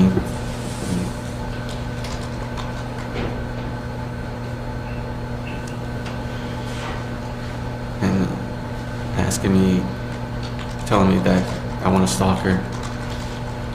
Did she say that exactly that way? She said, I want someone to stalk. Sorry. I want someone to stalk me. Someone, not you. I don't mean to jump around, but I want to jump to the, He was like, I'll do it. 8th of February 2022 into the 9th. You were with her on the late part of the 8th, is that right? Yes. We went to her house and she came out to your truck? Yes. When she came out to your truck, did she appear to be drunk? No, because she was walking fine. Even in the freezing cold, she was walking fine to my car. She walked perfectly alone. I tried to tell her to cover up more because it's really cold at night. And we went back into my truck. She got on the passenger seat and I got on my seat and we talked for a bit. She seemed happy to see you? She seemed really surprised to see me and happy. And did you kiss? Was it like close? What was it like? First, we gave each other a kiss, and we talked for a bit, and she started to Did you have some kind of sexual contact at Yes. some point? take off her robe and she wanted to give me oral. Jamie, the chance that this drunk 24-year-old girl who just got surprised that her not boyfriend was sitting in a car outside of her house in the freezing cold thought, I'm just going to de-rope and do the Tootsie Roll.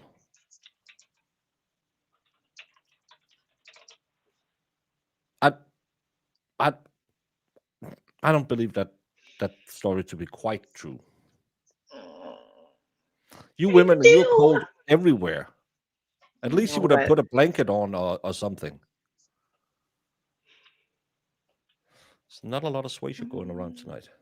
no, I should try it. I don't really think she was concerned with that. That's fine. And she's a worse grifter than I am. Well, a better grifter. know. Sorry, a better.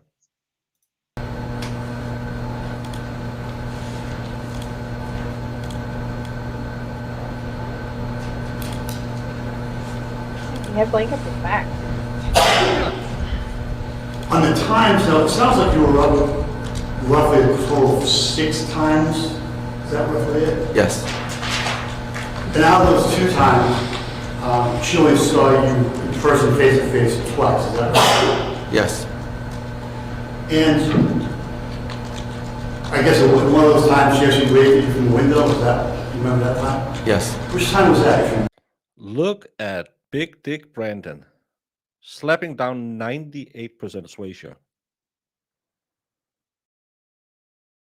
Hasn't put a word in chat all day, and then he just says, "Hold my beer," and slaps Nightbot in the face and says, "Are you ovulating?" He's swinging it around. Oh, Hi, Brandon. and then Danny comes in and steals his thunder. Great, Danny. Yeah. Great, Danny.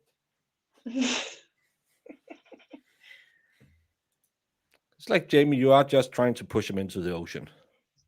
Finally, he was like, "Oh, win of the day," and then Danny's just, "Nah, I'm the same."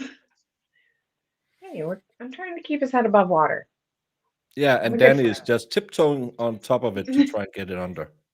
Yeah.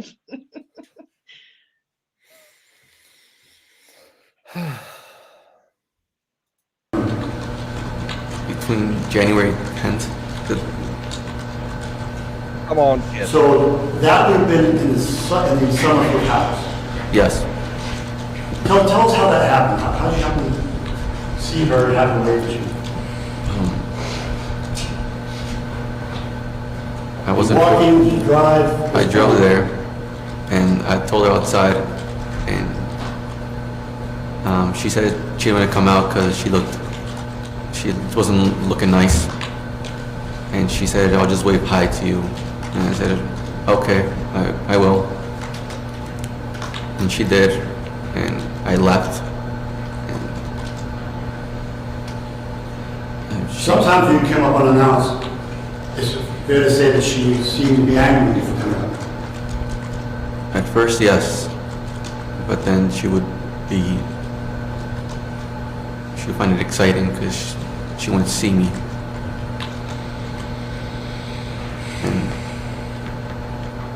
And after I left, she would she would tell me that she misses me and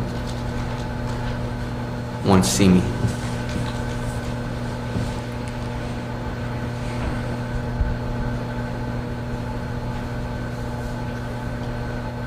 Does this relationship seem real to you? Yes. Why is that? How explain it to us? Well, I wasn't in one before her, so the way we talked to each other, I thought it was pretty normal for her to behave like that. Since she was the older one, I thought maybe That's not how she women knew act. what she would want me to do. You tell me what to do, because she was older than me, and Kind of like I do. Well, I haven't seen it. I thought she was more mature than me. She was on OnlyFans here. Yeah, we talked a lot, we laughed a lot, talked about everything. Talked about what she wanted to do. I'm sorry, Rianne. We started early today, You're only 2 hours late, but don't go back. Don't go back and watch anything. This has been torment listening to this kid. It's taken 2 hours, and he's probably said something for 15 minutes. Yeah. It's but nice of your husband to accommodate. Her life, where she wanted to move, where she wanted to go in a couple years from now. And we did talk about seeing each other again and again and again, and have sexual intercourse all the time. Oh, I thought it was pretty normal. Sometimes, let me ask this, Trigger, I was asking you, you never actually had a plan, you never plans for you to show up. Is that true of around Christmas time? Were there loose plans? Was that a complete surprise to her? What was going on? It was a complete surprise. And that was and at that point, you're still in Dover. She's in Dover. Yes. And how does she respond when you got there? Again, she was surprised at first and told me to wait. And I did wait for an this is a rewatch from 2023. I just remembered it as being funny, and I think it's been a good trial because it's not it's a B&E stalking case, and this poor kid fell in love with a stripper. He Yeah. could have been a Marine, but instead he fell in love with an OnlyFans girl, broke in, slept in her attic, and video filmed her coocher.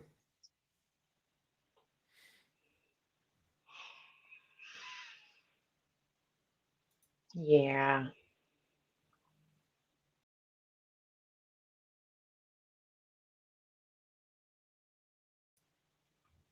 What? I don't know which song this is from.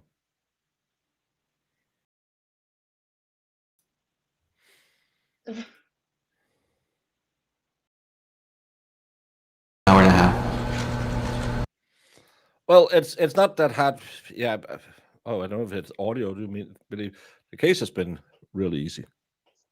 And she invited me up to her apartment. And we talked for a bit, and then that was our first time having sexual intercourse. She asked me to leave, and I did. That was around 4 in the morning, and I left. Did she indicate to you whether or not she enjoyed having sex with you? Yes. What did she say about that? We talked about it mostly on FaceTime a couple days later. You're telling me you can do the horizontal mambo and she kicks you out? You don't have to stay there and listen. Right? Oh, Baker's dream come true. yeah. Can you? Yep. I'm out the door. See you later. She didn't even finish her sentence. Like, okay, I'm out. Yeah.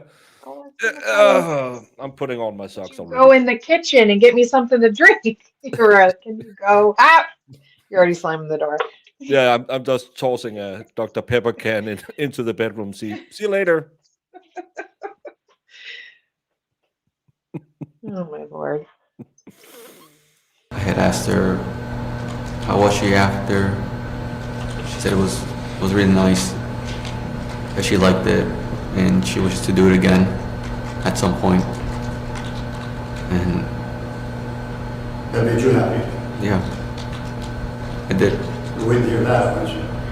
Yes, I felt really happy.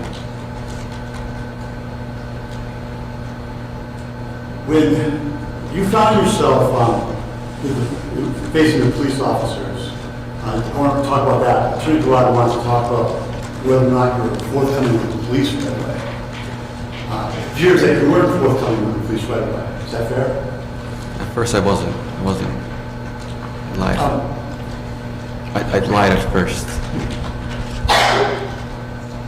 At that point, how's your mental state at that point when you're meeting with the first officer?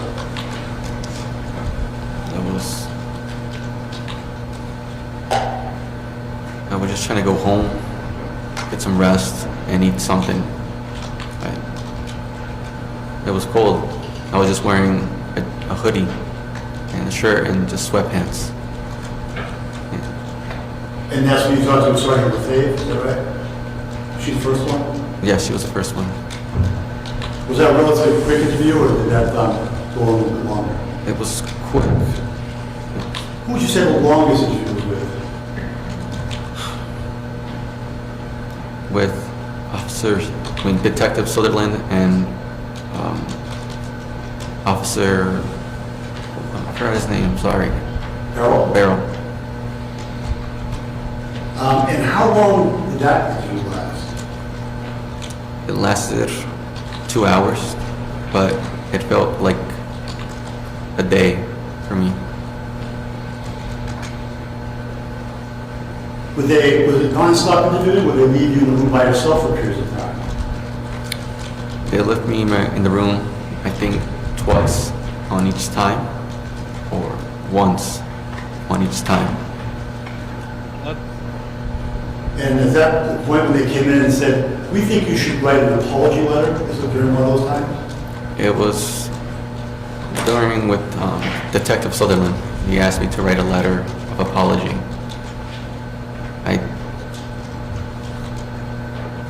I was trying my Let best. me ask you this.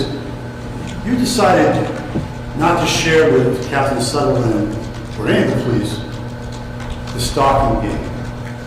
Why was that? Because I knew that it would be. It's not a common thing to say to police when you're being interrogated. It's not common, and I was scared about that. How do you know that? Thought it was a How often little, have sort of you- strange, isn't it? It is. Would you be surprised if you heard that when you were right there? Rachel lied to Sergeant Lefebvre right away. Objection, Your Honor. Outside the school, I think it's hearsay. Dan Rollins. Sustained.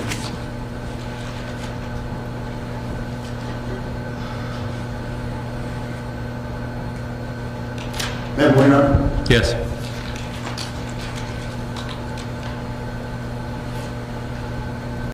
Wrist curls, because when you give a gorilla mask, I did wrist curls today because today was back, by, and forearms. So I did wrist curls today. Wrist curls. Yeah, you have you go to the cable, and then you'll just to get some beef on those forearms. Beefy forearms. Again, what does you show most on your body? Your forearm and your calves. So they better be effing swole, or you'll end up in a Moroccan meat blender. I don't know what that is. Brandon will look it up on Urban Dictionary. Rocking. Rachel threatened to call the police before, is that right? Yes. Explain how that would come about. It was my first visit, and when she asked me to leave, I tried to, but I was like telling her, just come and see me for a bit, but she would tell me I'm going to call the police, and so I decided to leave. So you left. Yes. What happened after that? Right after that? Right after that,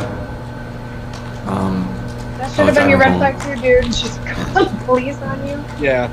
I just remember being in my car driving and getting a text from her again, saying how I was, and that she found it really hot for me to do that. That was her just joking. Did she tell you that you coming up unannounced was really hot? Was it that day or was it the next day, if you remember? The next day. Did she say anything about, when you're driving away back to Pennsylvania, did she say anything about whether you should continue to drive home or whether she wanted to come back? What did she say about that? It was almost that she would have invited me up to her house, to her apartment, I mean, if she knew I was outside, and that she missed me. So she told you she wanted you to come in and she missed you right after she told you she was call the police line. Is that right? Yes. What'd you make of that?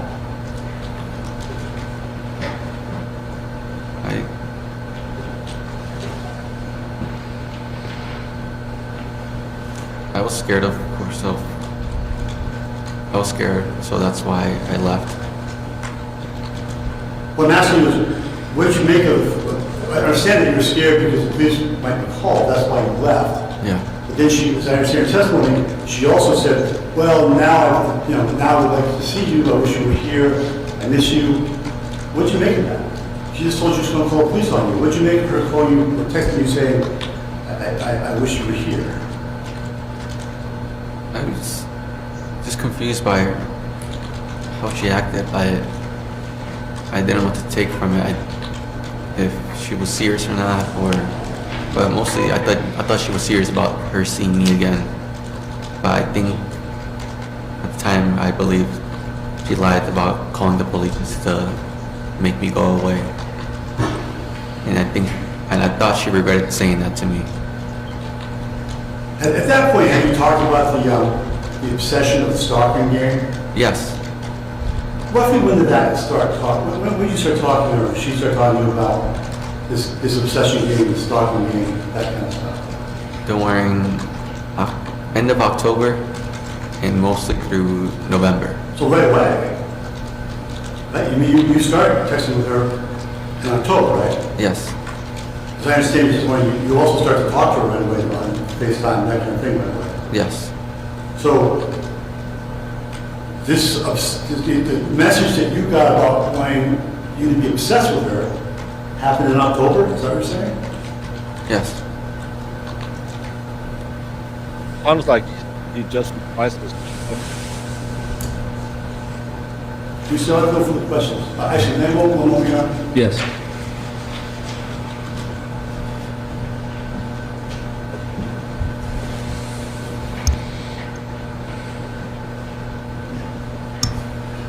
Thank you, Rocio. Attorney, go on and ask more All right. questions. Any final recross?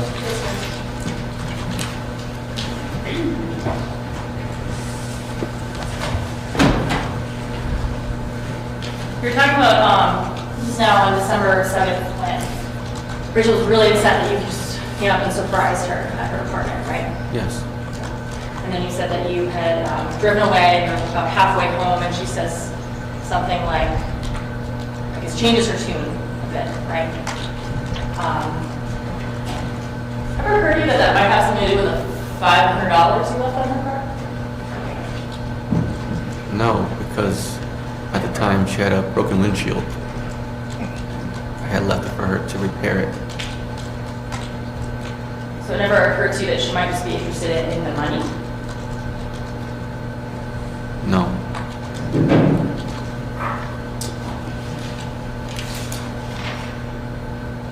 Going back to this interview you had, you seem to be almost a little critical that the police interviewed you for so long. Is that right? Yes. Fair to say that it would have been a lot shorter had you just told the truth initially.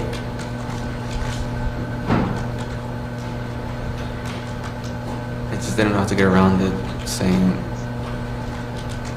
it sounds weird telling a cop that this woman wants me to be obsessed with her. No. She does OnlyFans. She's not a stripper and she's not a lot lizard. This is just things that she has been evolving into because of the way Sue is running chat. So Well, we got under the subject of a lot lizard because of what they charge for their services. yeah. Brendan just took that swaytion and said, "Nope, I'm out of here." Bye, Brandon. Stay out of the ocean, please. No, she's gonna be done in 4 minutes, so it's not gonna be all of it again. And just talk. And during that interview where you're talking on camera, you're also doing the kind of thing that you've been doing this morning, where you're taking a really long time to give an answer, right? Right. And that's because you're thinking of what you should say. No, because I'm processing what you're asking me.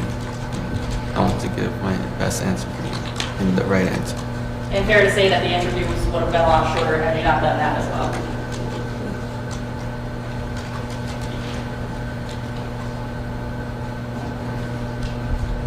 No. Marissa, you keep talking about this stalking game. It seems like you're saying that it was something that you guys talked about pretty frequently. Yes. Do you agree with me that in nowhere, in any of the messages that you ever send each other, do you ever refer to the stalking game? We talked mostly on FaceTime and on the phone. So it just happens to be that this excuse you have for Oh my all God, the stop it, lady. wild things that you did, it's not in writing.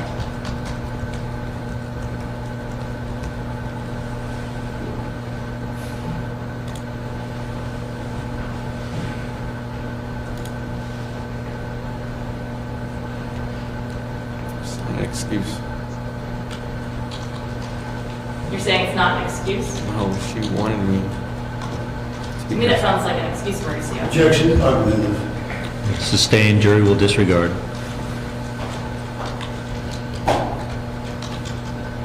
Would you say it's pretty convenient that in nowhere in these messages is there anything about stalking? I'm going to object again, sir. What's the objection?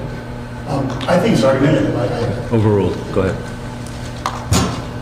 You can answer that question.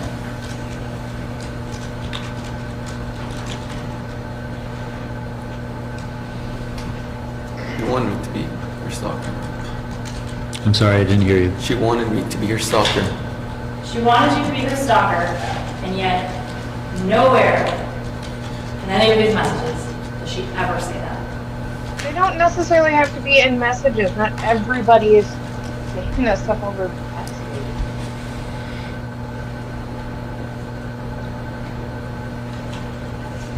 Is that a question? Yes. What is the question? The question is, but there's nowhere in these messages that she ever says that she wants you to be her stalker, is there? There's not, but she told me multiple times she wanted me to be. I don't have any further questions. All right, thank you. Sir, you may step down. You can return to your Yes, I did do table. it too. Not getting anywhere with me on that.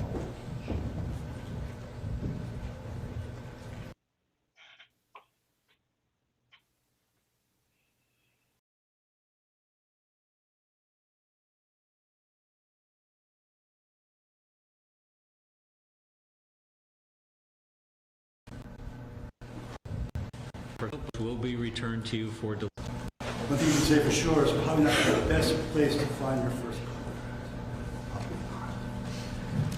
and I don't mean to make light of it because it's sad. You know, this is not, again, as I said, the way your first. But as I said in the beginning when I first saw you guys, this case is really about intent. There's really no question that Mauricio went into the house, no question. Also no question that Rachel News's mother had no idea that any of this was going on. In fact, you probably all saw Rachel News's mother get the bad news that her daughter was having sex with Mauricio outside the front door.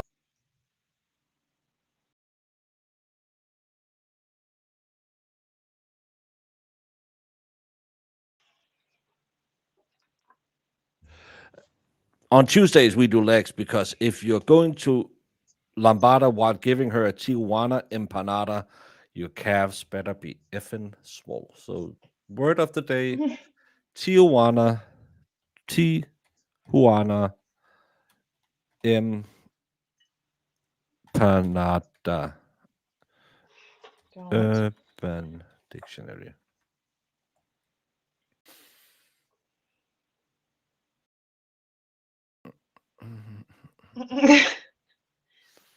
It doesn't really kick anything.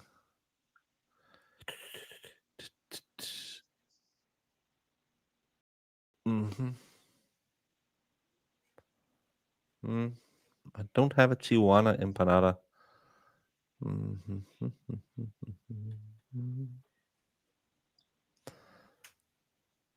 No. There you go, John Gary. Words to live by. OF is the place to find your third ex-wife, not your first girlfriend. Oh, True. I'm sitting here. The only things I got, Latin American meat pastry. The vajayjay of a Latin American. That's what I got as well. Empanadas, a delicious type of very schizophrenic food. I don't know what an empanada is, but now I want one. I kind of want to try one. I've always seen them like on cooking shows, and they look delicious. Yeah, I but don't know if what it's a it very is. schizophrenic food, I want to try it. I've never had schizo food before. Oh, it's like a Yeah. little pierogi. Oh, they're A meat good. pie? Yeah, it's like a crescent moon shaped, and then with some filling inside of it. And you can either bake them or fry them. Let's bake them for our health. They Maybe we can look get good. Iris to make us some.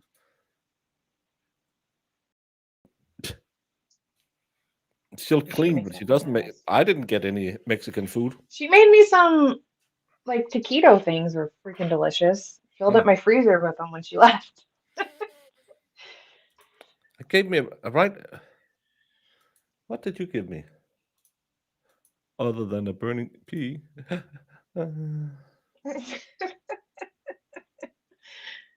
Oh, the gorilla mask. Oh, I was wondering what the hell you were talking about, but I just thought you were drunk. I just thought it was wrong. Yeah, I don't know. Sometimes, Sue starts a little early too. So, as Sue says, it's midnight somewhere. That sounds like a Sue thing to say. Yeah.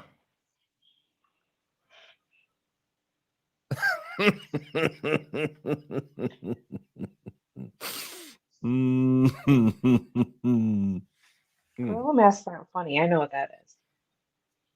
I don't think you would like it, Jamie. I'm just That would saying. be terrible. Don't do that. Don't do that to anybody. Well, you might. I kind of want somebody to get a gorilla mask. Right before this happened, the first she heard of it was in front of you folks, which is really too bad. She had no idea what was going on. But she was the only one that did, because Rachel certainly was involved in this right at the end. And the thing is, Rachel's intent, and this is what's going to drive this, Rachel's intent, his conscious object, his specific intent is to commit two crimes, either theft or invasion of privacy. So really what this comes down to is what his intent is. And after listening to all this, and honestly, turning Garage up to something very interesting, he at one point said, "Do you even know what you're doing there?" And that's a good question. Probably not. And that's the gist of this case. This isn't a burglary that's going to commit the crime of theft. This is not your traditional economic burglary. And you know that because of the way he behaves when he gets in there. The possibilities of what his intent might be, we'll see. It could be retrieving his fireplace or his TV set. It could be retrieving his glasses, his belt, his beanie. It could be these graham crackers, probably not. The most likely reason he's in there is almost like he's moved in there. I mean, think about this. He's got set up in the attic, he's got food, got a place to go to the bathroom. He's even made himself a key. Now, isn't that the darndest thing? Who's heard of a burglar? Goes in, makes himself a key, comes and goes throughout the day 5 times. And this is the gist of this case. This is a very confused young man, completely confused. And you know, you can see him as he's testifying. He's not really, I don't want to be unkind, doesn't appear to be the most intelligent man. But he's young, hard to say really, because of his age, it's hard to tell how young he is. He's young, he's inexperienced, he's insecure. And when you think about the way he talks about himself, you know, he starts out when he talks to one of us, try to say, where, who? Well, you know, I'm online with OnlyFans. I mean, it's just women because I don't really get out much. I'm not very good looking. I'm not very interesting. No one really wants to be with me. He found someone who wanted to be with him. But what he didn't know was that it wasn't really his girlfriend. What he didn't know is he was a customer. You know, this is the thing that eluded him. This is why there's a tragedy here. He didn't really get that he was a customer. He thinks he's in love. Well, and she tells him. She tells him, well, yes, I love you. Absolutely, you know, I love you. I want to engage with you. But, you know, the fact is, she's selling content. That's her job. And I'm not disparaging it. Everyone needs a job. Perfectly legal what she's doing. The problem is, she manipulates him and creates, and remember, her job description basically is fantasy. You know, however it might be. Whatever, you know, the client may be interested in, that's what she tries to accommodate. That's what she tries to pander to. Because, you know, let's face it, if you're a content provider, you're in the business of selling your content, it behooves you to, you know, get the idea of what the client wants, the customer wants, and to cater to that, to pander to it. You know, and this is the problem in this case, is that he doesn't understand that this is a game. He thinks the fantasy is something that she shares and enjoys with him. It does not.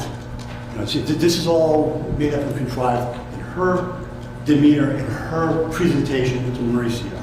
Okay? It's all a big fantasy. She knows it, he doesn't. She knows that he doesn't get it, because she works him. She works him like a pro. She works him, and she keeps the money coming, she keeps the gifts coming, and she, frankly, you know, keeps him interested, keeps him involved. You know, the relationship is bizarre, it's fantastic, it's toxic. There's a real disparity between the position of control and power in this relationship. She's completely in control. She's older than he is, much more sophisticated than he is. You know, just look what she does for a living. She's used to dealing with people and their fantasies. You know, he's 20 years old. He's young. He's immature. He's insecure, to say the least. You know, his self-esteem, frankly, is less than zero. In fact, you see, he does a lot of groveling when she, you know, threatens to leave him and not be with him anymore. He, you know, sometimes he even begs. Other times, however, he says, you know, I've had it. And he tries to break away from her. More than once, he says, you know, they would block each other and then unblock each other. You know, she knows what she's doing. You know, all you have to do is block somebody and continue to stay blocked. But yet, somehow, miraculously, she unblocks him. Now, when he does it and cuts off communication, she attempts to get around that by phone calls, by FaceTimes, things like that. And when that doesn't work, she calls her friends to facilitate her being able to reconnect with Mauricio. So even though at some point he has the wherewithal to say, you know, something's wrong with this. This isn't for me. I don't want to pursue this relationship. It's not. Maybe the light bulb's going off in his head at one point, saying, wait a minute. Does she really love me when she says that? When she tells me she loves me, is that true? Or am I just a customer? You know, hard to say what's going through his head. What you know is he tries. She won't have it. She won't have it because this is her business, and he's her customer. And he's good for some money. And he's good for money down the road. It's not, you know, the money train didn't show any signs of slowing up. You know, and that's frankly, you know, what she's into. She's all the power in the relationship, and she calls the shots. The fantasy business about stalking and things like that, you know, you can't make this kind of stuff up. You really can't. You know, had there be no, if it was just Mauricio up there saying, well, yeah, she wanted me to stalk her, you'd wonder, well, you got to be out of your mind. Who wants to be stalked? If she hadn't said it, you know, we would all have a different case here. You know, the funny thing is, as I told you before, there's largely an agreement about what happened. The question is, what does it mean? You know, largely everyone's in agreement. You know, some of and a lot of it came out on the witness stand when I was speaking to Rachel and things that she said to him during this interview that she gave. One of the quotes I want to do directly from her is that she messed with his head. She says that. She wants to have him obsessed with her. She says that too. She wants him to behave like that. She wants him to follow her. She says these things. She admitted it. And you know, the thing is, she probably didn't really want that. She was just telling him that. Because that's what she does. That's her job. That's her job. She strung him along. There's another quote I'd like to throw out there. She led him on. And probably the biggest problem with all this. I see no changes waking up in the morning, and I ask myself, is life worth living? Should I? No. I tried being poor, and even worse, I'm black. Brendan, you're not black. Jamie, do you think Marissa has provided him with some tainted Philly cheesesteak? Is she sending him Philly cheesesteak? Well, he's begging her to do it all the time, but if it makes him God. think that he's black, I'm pretty sure she might be putting in some of the dog's medicine or something. Yeah. I don't know. I don't think Marissa would intentionally hurt Brandon.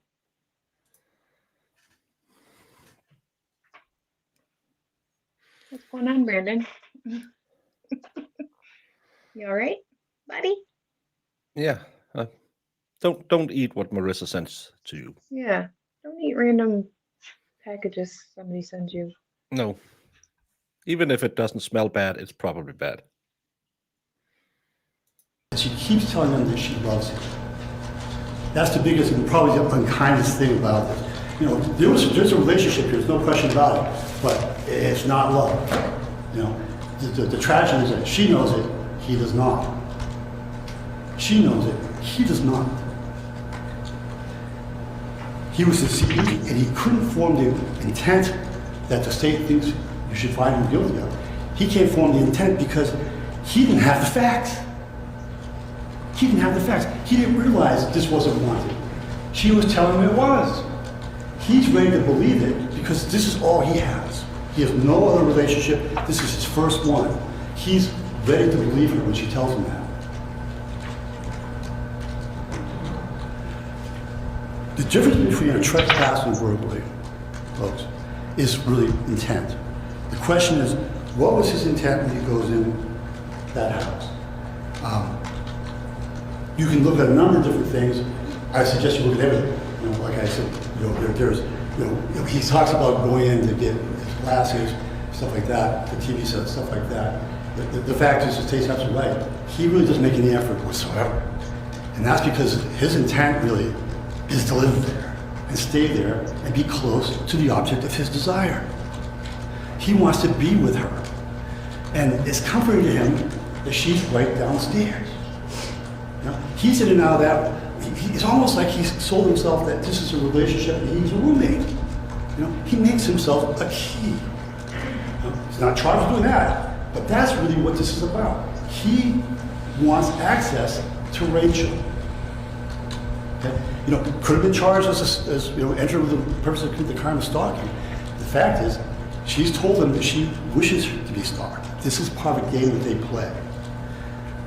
In order to find him guilty of burglary, you have to find his conscious object, his specific intent is to commit the crime of theft or to commit the crime of evasion of privacy. Trespass is a little bit different. Trespass, in order for him to commit the trespass, he has to be aware that he's not supposed to be there.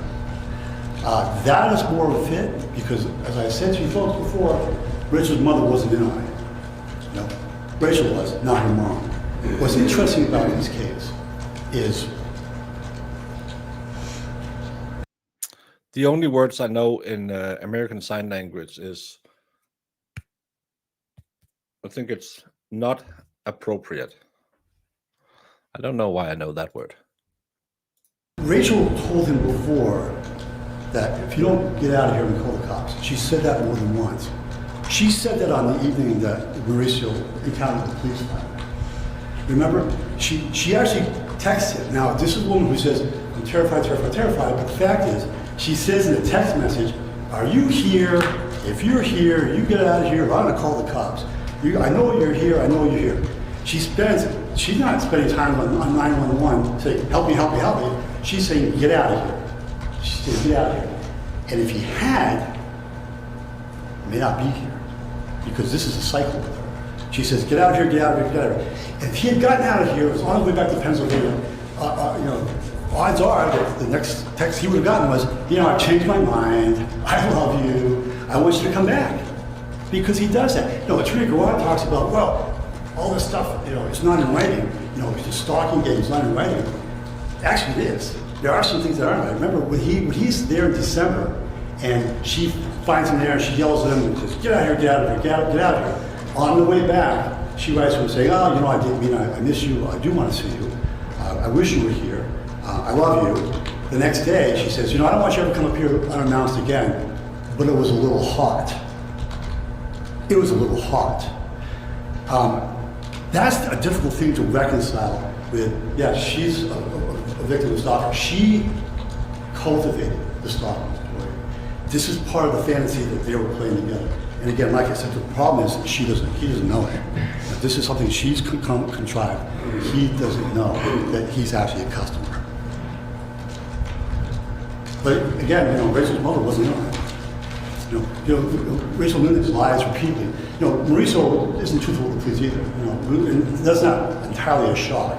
Here's this, young man who really doesn't have a lot of experience with anything. He's 20, first girlfriend, and all of a sudden he's in an interview room with all kinds of police. Well, he didn't want to say, well, my girlfriend wants me to stalk her. What a shock, that he didn't want to tell the police that. Some things were absolutely true. He had stuff there. Well, that could be it. I could be there to get my stuff. The last thing he wants to do is tell these big guys I'm meeting my girlfriend on OnlyFans, and I'm engaged in this weird stuff. Now, that didn't come up when he was talking to him, even though that's what it's about. It's not about TV sets. It's not about fireplaces. It's not about graham crackers. It's about this fixation he has with her that she's invited. It's not just, if you want to talk about who's lying to who, that frankly she's concealing this with possibly the end of, maybe he'll go away, I won't have to talk to her, do anymore. Because the first thing she does on this evening is lie to the dispatcher, and this is what she does. After she gives him a chance, get out of there, because she's texting him saying, look, you gotta get out of here and call the cops, I'm not kidding. Then, and only then, she goes into her mother's room and says, I think I saw somebody. Now, she knows who it is, she's talking to him, she saw him, she knows who it is. She didn't tell mom that. She said, well, I think I saw somebody, it might be a problem. So, mom listens and says, well, that might be a raccoon. So Rachel decides she's the one who called the police. By the way, we listened to the 911 tape. She's not scared even slightly. And what she doesn't say to the 911 operator, I know who it is, I know what he's doing, I know where he lives, I know his name. None of that. She says, I think he might be upstairs, it might be a raccoon. She knows full well it's not a raccoon. The next thing she does is lie to Sergeant LaFave. Very next thing, Sergeant LaFave. Hey, Miss Jessica. Good morning. Sorry we started early, but we have to be on time because Brandon is being chucked out of the house, not knowing where he's going. He only has the beagle to lead him. So one of the protocols, as you heard from Sergeant LaFave, one of the protocols is, well, we have to screen out a domestic violence potential. I asked her if there was a physical relationship because that would make a domestic violence issue. That's her job. That's what Sergeant LaFave is supposed to do. And what does Rachel Nunez say? Physical relationship? Nope. That didn't happen. Flat out lie. She lies to her mother. She doesn't tell her mother. I didn't tell you this, Mom, but just 5-6 hours ago, we were having sex in his truck. Melissa forgot to tell her mother. She fined her mother. I told her about it. Oh. I wish I didn't have to. That's when she finds out. Mauricio is being unforthcoming with the police because he's embarrassed. She's she's flat out lying to everybody to conceal the level of her involvement with him. To conceal it. So she doesn't have to admit that. She's like, as she told you, as she told the interviewer, that she led him on, that she told him that she wanted him to behave and follow her like that she wants him to be obsessed with her, that she strung along, led him on, all these things. She doesn't want to tell anybody this. Not surprising. It's not pretty.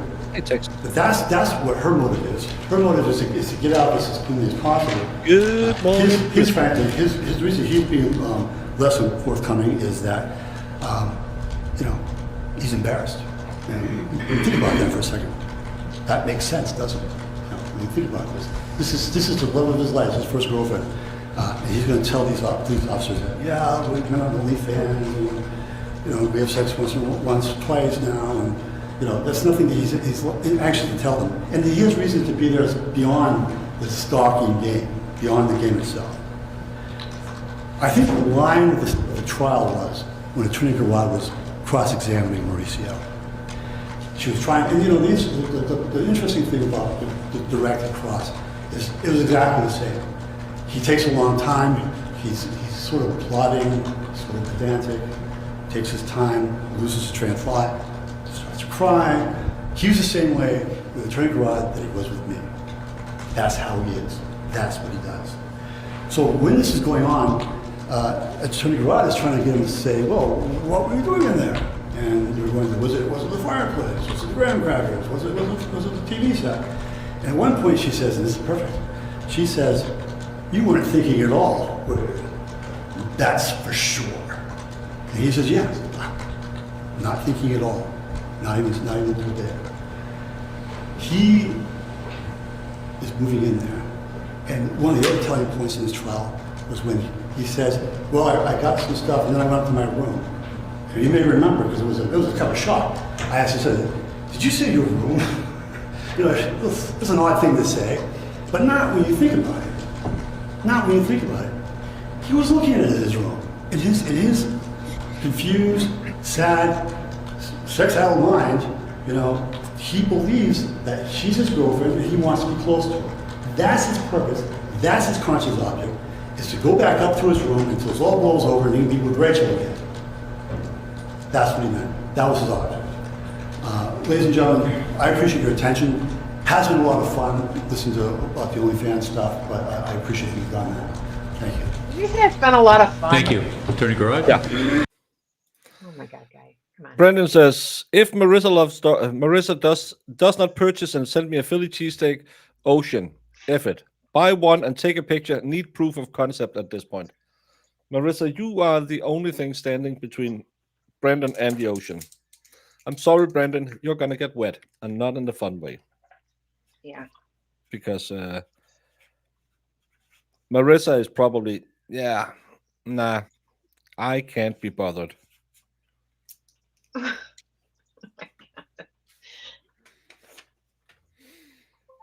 Well, it has been fun talking about how horrible this kid was acting. How you came a little late, like most women. So you should go back and watch when he tries to describe why he was filming her with JJ. Because I think she would like it. Yeah, brother. That wasn't a good one. Yeah. See, Marissa's just like, yeah, I can't be bothered with Brandon. Go if. That's Yeah. It's kind of like Jamie. I care. Carol. You were the one who said, "Could you just die and be quiet while you die?" That's not caring, Jamie. I really turned it around for him, though, I thought. Yes, you missed him saying, "This has been fun." Yeah, this has been fun. No, for who? I think the kid is still laughing his ass off. Yeah, I'm pretty sure he's just loving this trial. It's so great. He should have gotten a Canadian girlfriend, just like me, because they might not exist, but you can just claim it. And aren't Canadians supposed to be like overly nice and like polite. Oh, So gotcha. yeah, so like wouldn't that it would work well with him? Yeah. This Yep. woman was aching so bad, aching for a bed shaking so bad she put a saddle on him. Look at him, for F's sakes. He has 4 partially opened eyes. Shame on him. Yes. Shame on her as well. That's what he said. Shame on her. Oh, shame on him as well. Shame on all of Yes. them. Shame on both of them. And stop calling She it was sexual not. intercourse. Yeah. Don't call it that. Oh, Like and you should have freaking knew the minute a woman approaches you that you don't know that well, and she's like, "Yes, please grate me and stalk me." I'd be like, you know yeah, what? please I think don't. you need to. I think you need to find someone else. I'm not the person for you. But because Krista, Miss Jess, and Texas was a little bit late. Apparently, we have learned this today. The right thing to ask a girl if she says, "Do me hard," is, "Are you ovulating?" I, again, as a virgin, I don't know how to talk to women, but I've learned today that the first question you should ask a woman is, if she gets a little frisky, "Are you ovulating?" Yeah. Mm. Hey, girl, are you in the Oh, middle of your 4-week cycle? Mm, I just want to stop know. it! It's in my ears. I don't like it. Marissa, this is the time where you get an Uber Eat just to save Brandon from the cold, cold ocean. I know. Yeah. Don't you care, Marissa?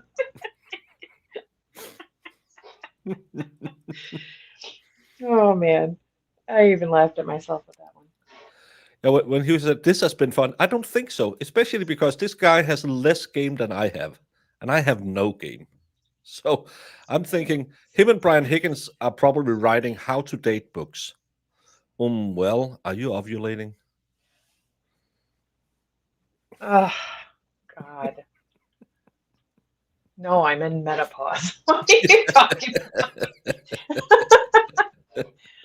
Mm. about? Emspire, you went to bed 2 hours ago because your computer was glitching. You forgot. See you in the morning, Em. The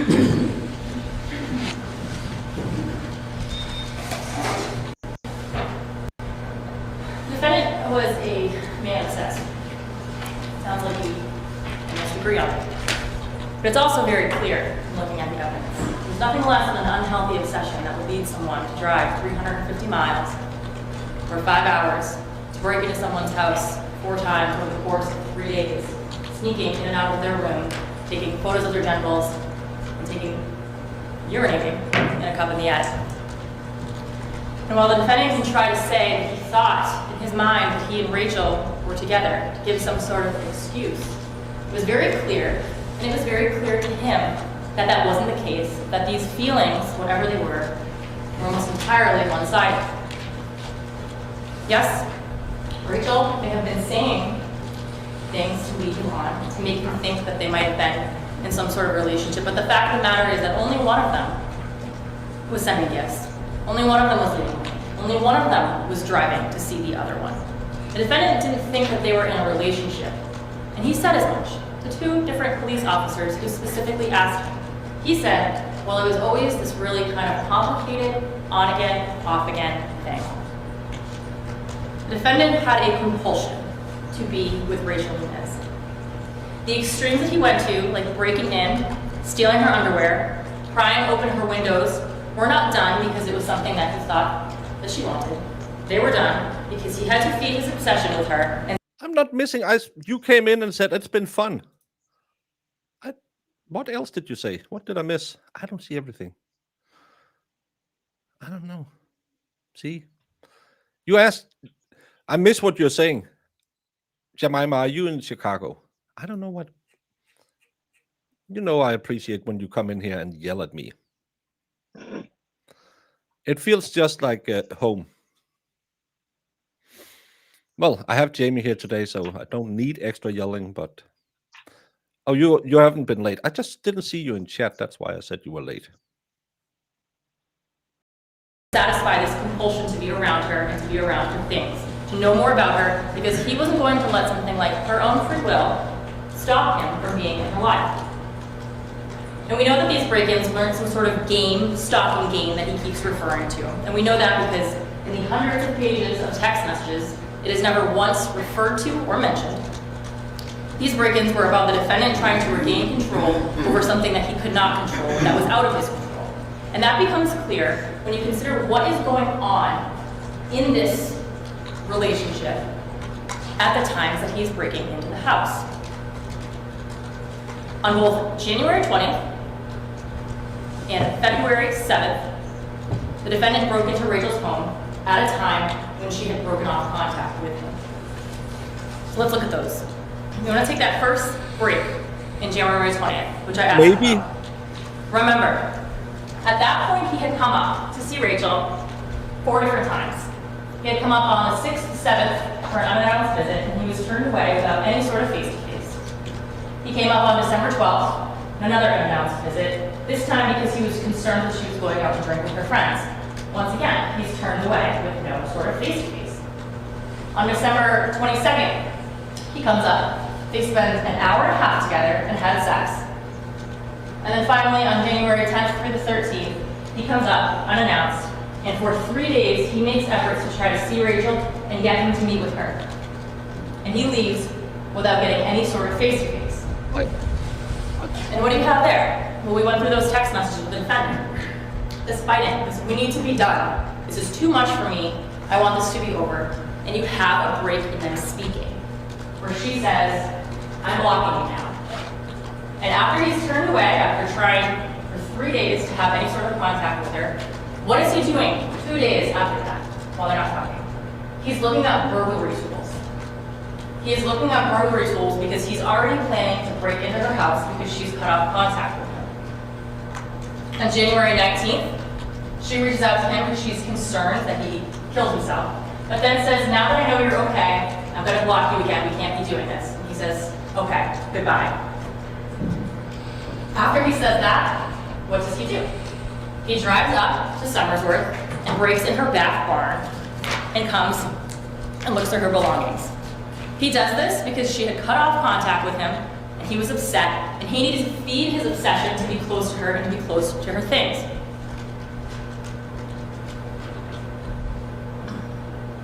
And this is sort of reflected in the nature of that burglary. Because he doesn't go in the house on that occasion and start stealing her underwear or things like that, which he does later on.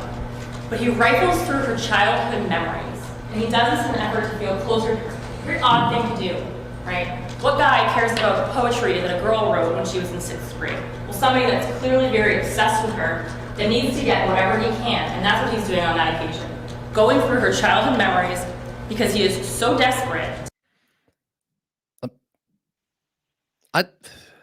I'm not a What? cook. I've said it a million times. I don't cook. I would destroy prime rib and I would be banned from the city of Philadelphia.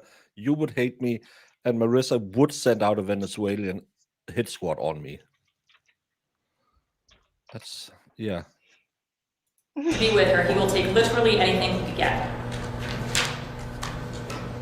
And then you have the time frame leading up to the burglaries in February. Again, what is happening at that time? They're not speaking. The defendant even told you from February 1st to the 8th, they had stopped all sort of contact completely. He comes up on February 7th. On February 7th, he's breaking in at 3 or 4 a.m. and again, of course, in the evening. The first contact they have in 7 days is after he reaches out to her and says, hey, sorry, I didn't mean to text you. To which she immediately responds with requests to FaceTime her because she's worried that he's there.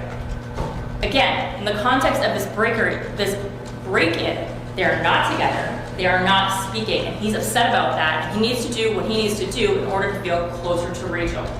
And he comes equipped with a plan.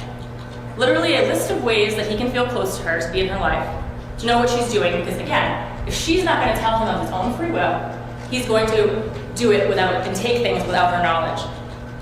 put a tracker on her car, put microphones and stuff to hear her.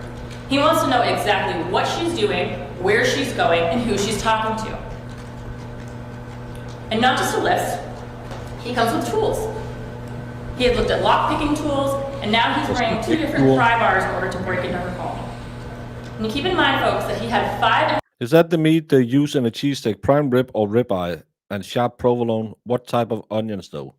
Kiwi, I had one in an airport, and it wasn't an amazing. It was good. It was what I needed after. I think I'd been in airports and in a flight for 5 hours, so I needed something, but it wasn't what Brandon had hyped it up to be. But airport food is never like that, so I'll have to try a better one the next time I get to the USS.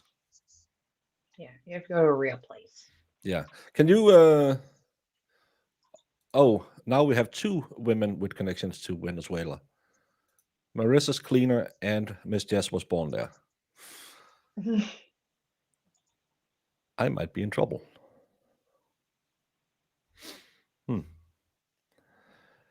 La Migra is knowingly employing illegal workers who even knows how old they are and conspiring. What? Is Marissa is knowingly employing illegal workers? What? Uh-oh. Don't rat on people in my chat. No, I don't want to be don't called rat over on and people. I have to testify, and then I have my ESTA visa revoked, and stop it. half hours on that trip up to think about what he is doing. This excuse that he didn't really know or wasn't thinking clearly, it's not true, because he had ample time to consider his plan and what he was going to do when he was there. And this time, when he gets there, he's not going to feed this obsession just by going through her school items or looking at her poetry. He's going to do things so that he can be physically close to her, being in the house, taking her items so that he can have a little piece of her when he goes back to Pennsylvania. He's going to put a tracker on her car so that he can know her every move and try to access her phone so he can know what she's up to. And the minute that he gets to Somersworth, New Hampshire, everything he does from that point on is an effort to achieve those goals or to cover his tracks so that no one finds out what he's doing. And when you walk through what he did during that 3-day time frame, that becomes abundantly clear. First, he goes when it's dark out. He's there at 3 or 4 a.m. when he knows that he's got the best chances of not being seen. He pries open windows, but he knows that that's not going to be a long-term plan. He can't keep prying open windows and obviously get caught. And so he develops a plan in order to get a key so that he can come and go and have unfettered access to Rachel's belongings as he pleases. So he waits, either in the attic or the unfinished part of the house. It's pretty unclear, but he is so desperate to get that key that he is waiting in her house until Victoria comes down and makes the keys available to him. He comes out of his little hiding hole, grabs them, waits a little bit longer, waits until they leave, then goes and starts taking photographs of their modem, and goes back out and makes a copy of that key. He waits until they're sleeping yet again, sneaks back in and puts the keys under the kitchen island. But on that occasion, he's not just there to replace the key. Again, he wants to be around her and get her items, and he's around her items and her for over 2 hours in her house, in her attic, in her bedroom. And what is he doing? Stealing her underwear, taking pictures from Victoria's room of Rachel. He creeps back out, and as soon as he's gone, he's plotting his return. He gets breakfast, and he returns to the house with a substantial amount of food, because this time when he goes back, he knows he could be there for a while, and he needs sustenance. So he waits until she's gone, he knows that she's left, goes back with his breakfast, and truly starts to treat the house as if it were his own.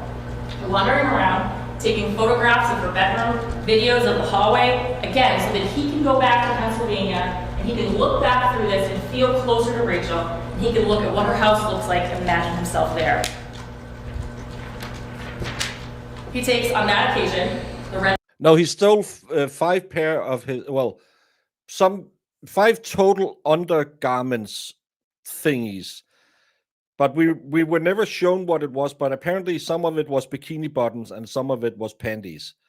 And she couldn't tell if they were used or if they were cleaned, because she just had it in a pile in a hamper. And that made me think, "Ugh." I've talked about my obsession of these 304s. When they take pictures, clean the room, make it a little spicy. That's don't do that. It's yeah. But how do you not know if your underwear is clean? You should. I mean, come on, guys. Oh, look at this. Yells at me and then, oh, by the way, I love the mods and the chat and Jamie. Let's see how it is. I don't owe you any chat making a proper cheesesteak roll. I don't know how to make it. I don't cook. By the way, tomorrow we will be making banana blueberry baby baker. I think they call it a muffin, but it's not quite. So that's what's on the program tomorrow. And then if we, I believe we have the Zoom link for Aiden Carney's hearing, which will probably not be the most exciting. So morning baking, afternoon courting. Isn't that sweet? Baking, yay! Bathing suit from the bottom of her floor.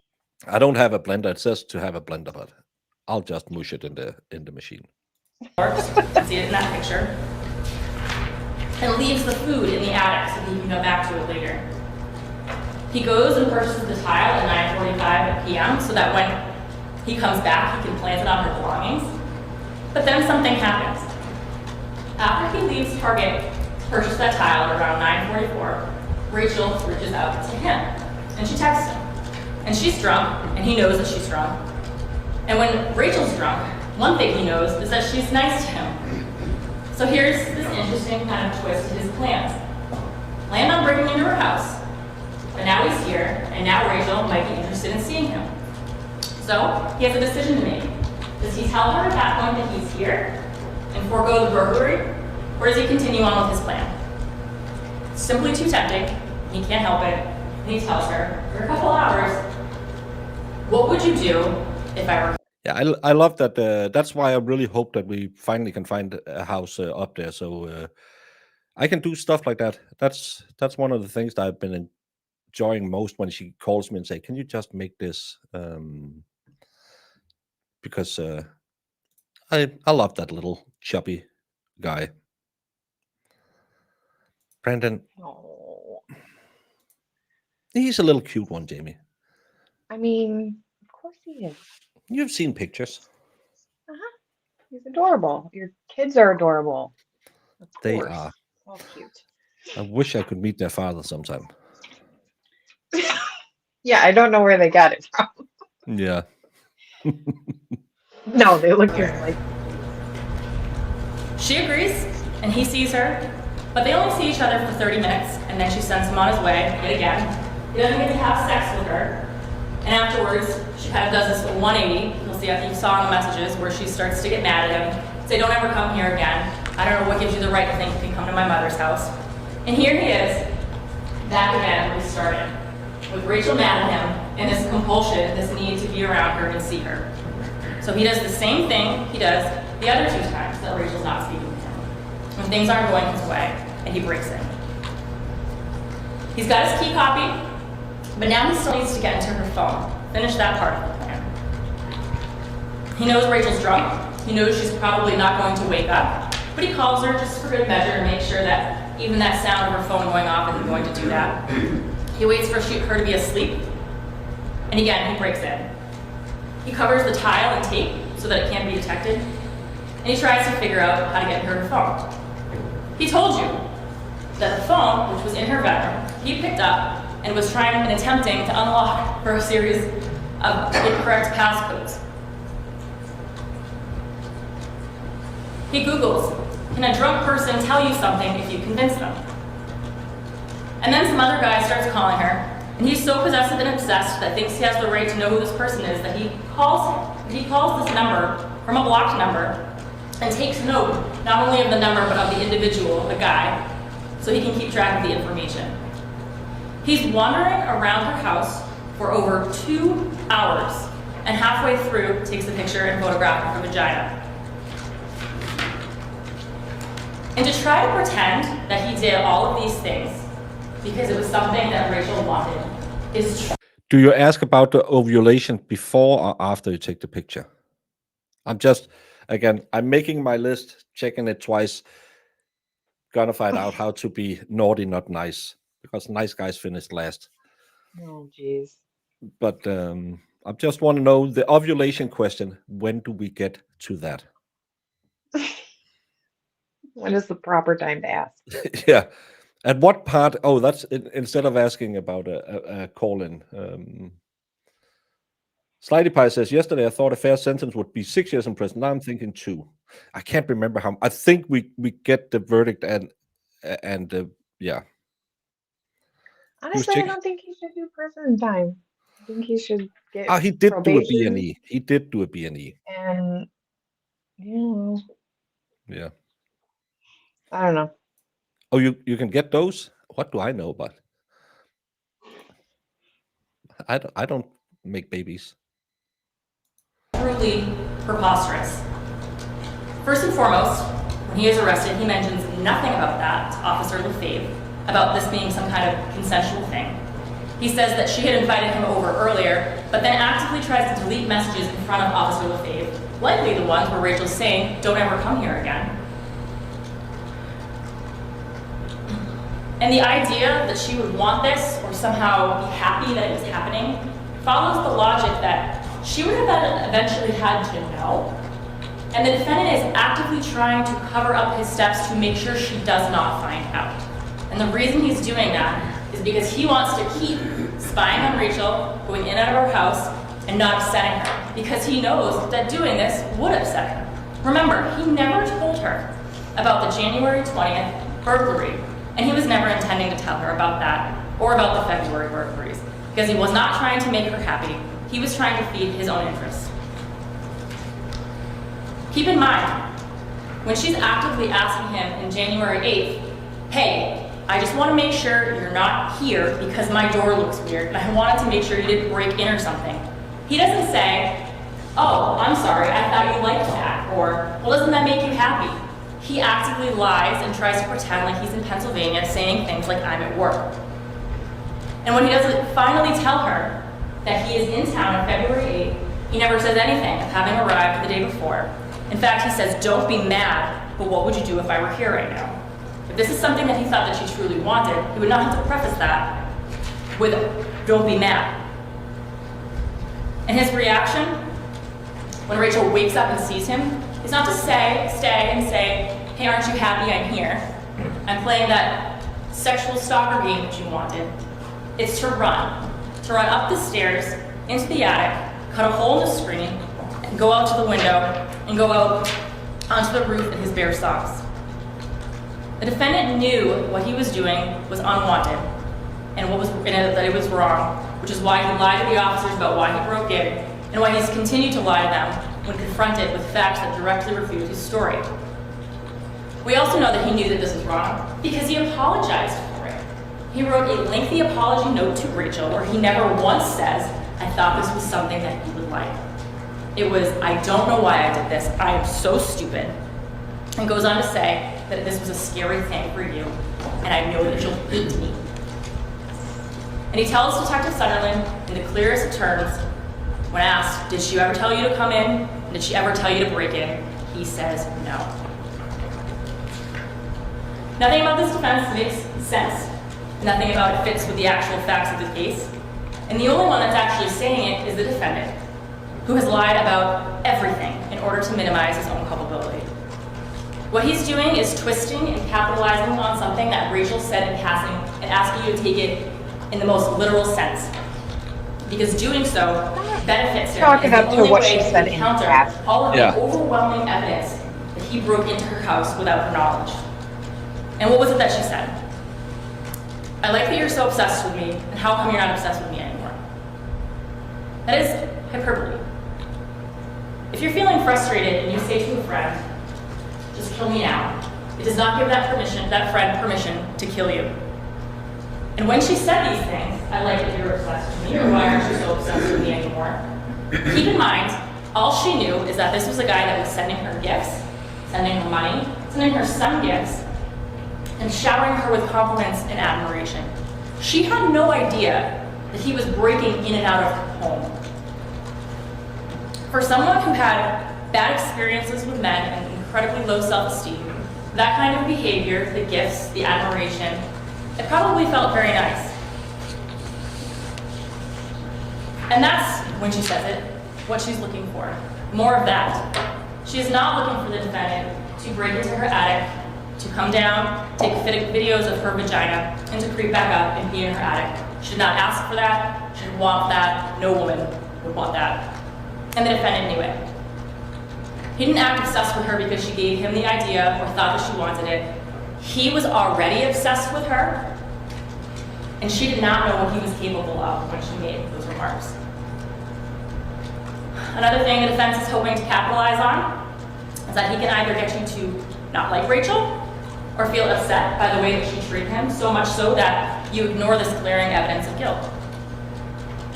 Now, Rachel is not the perfect victim, certainly, and I'm not here to make excuses for the things that she did or try to get you to like her, because the thing is, you do not have to like her.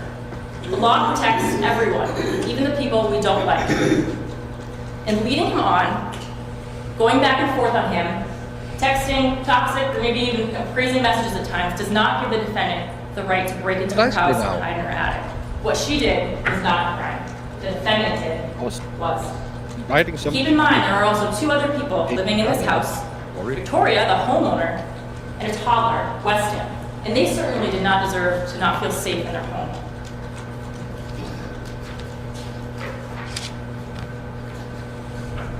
Now, I want to talk for a minute about the charges in this case. The defendant is charged with criminal trespass for breaking in on January 20th, which we know because he takes again that photo of the poem at 3 a.m. And he also has a video of him attempting to get through the window.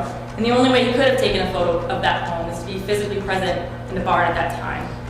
Now, that break-in is distinguishable from the others in February in that we have no evidence that once he was in that house, he was committing any sort of crime.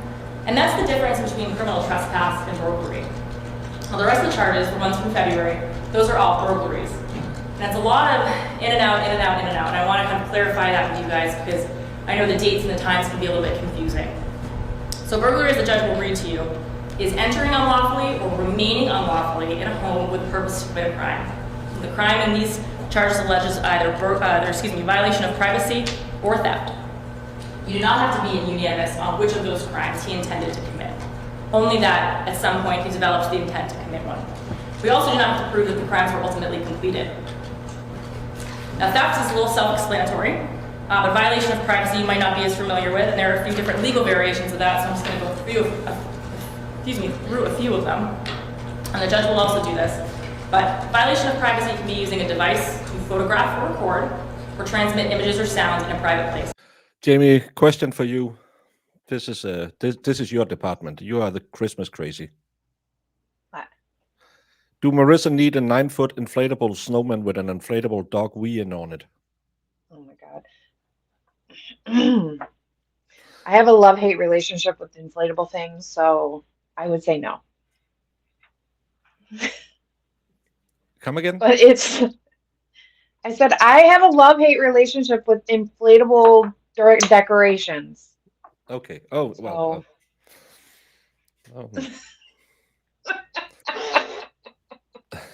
Let me clarify. Yeah. It sounds fun, but my opinion is no.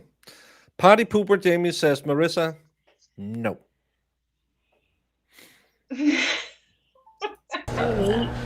I hate people's yard when they just like load their yard up with those things. It's become a thing in Denmark the last maybe 10 years. It started with the Christmas lights and stuff like that. I need to go down. There's a house, I don't know, 10 minutes away from me down the road. 5 minutes maybe. Doesn't matter how long it is. It's just down the road from me. Well, some ladies say it does matter. They go absolutely effing crazy. They go American crazy. It's it's everything. They have the blinking things, and I think it plays music sometimes too.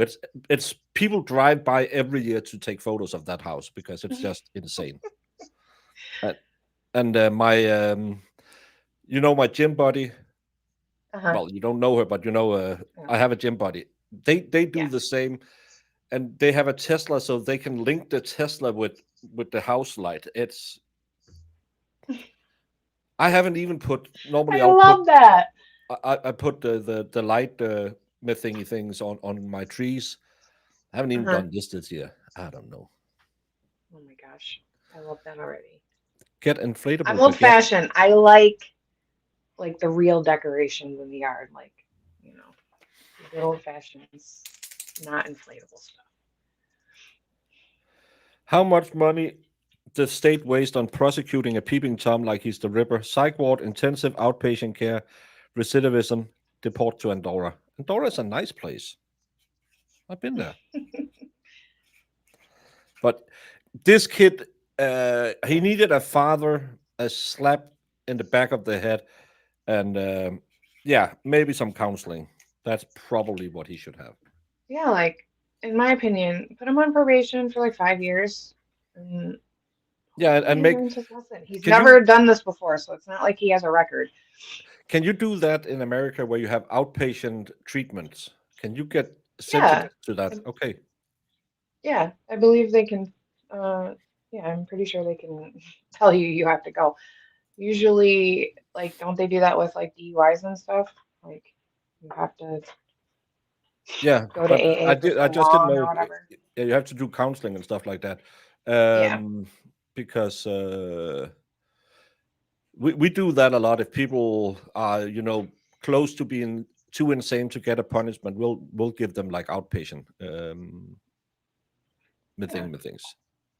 You can go see somebody, talk about things, put him on probation, Yeah. in my opinion.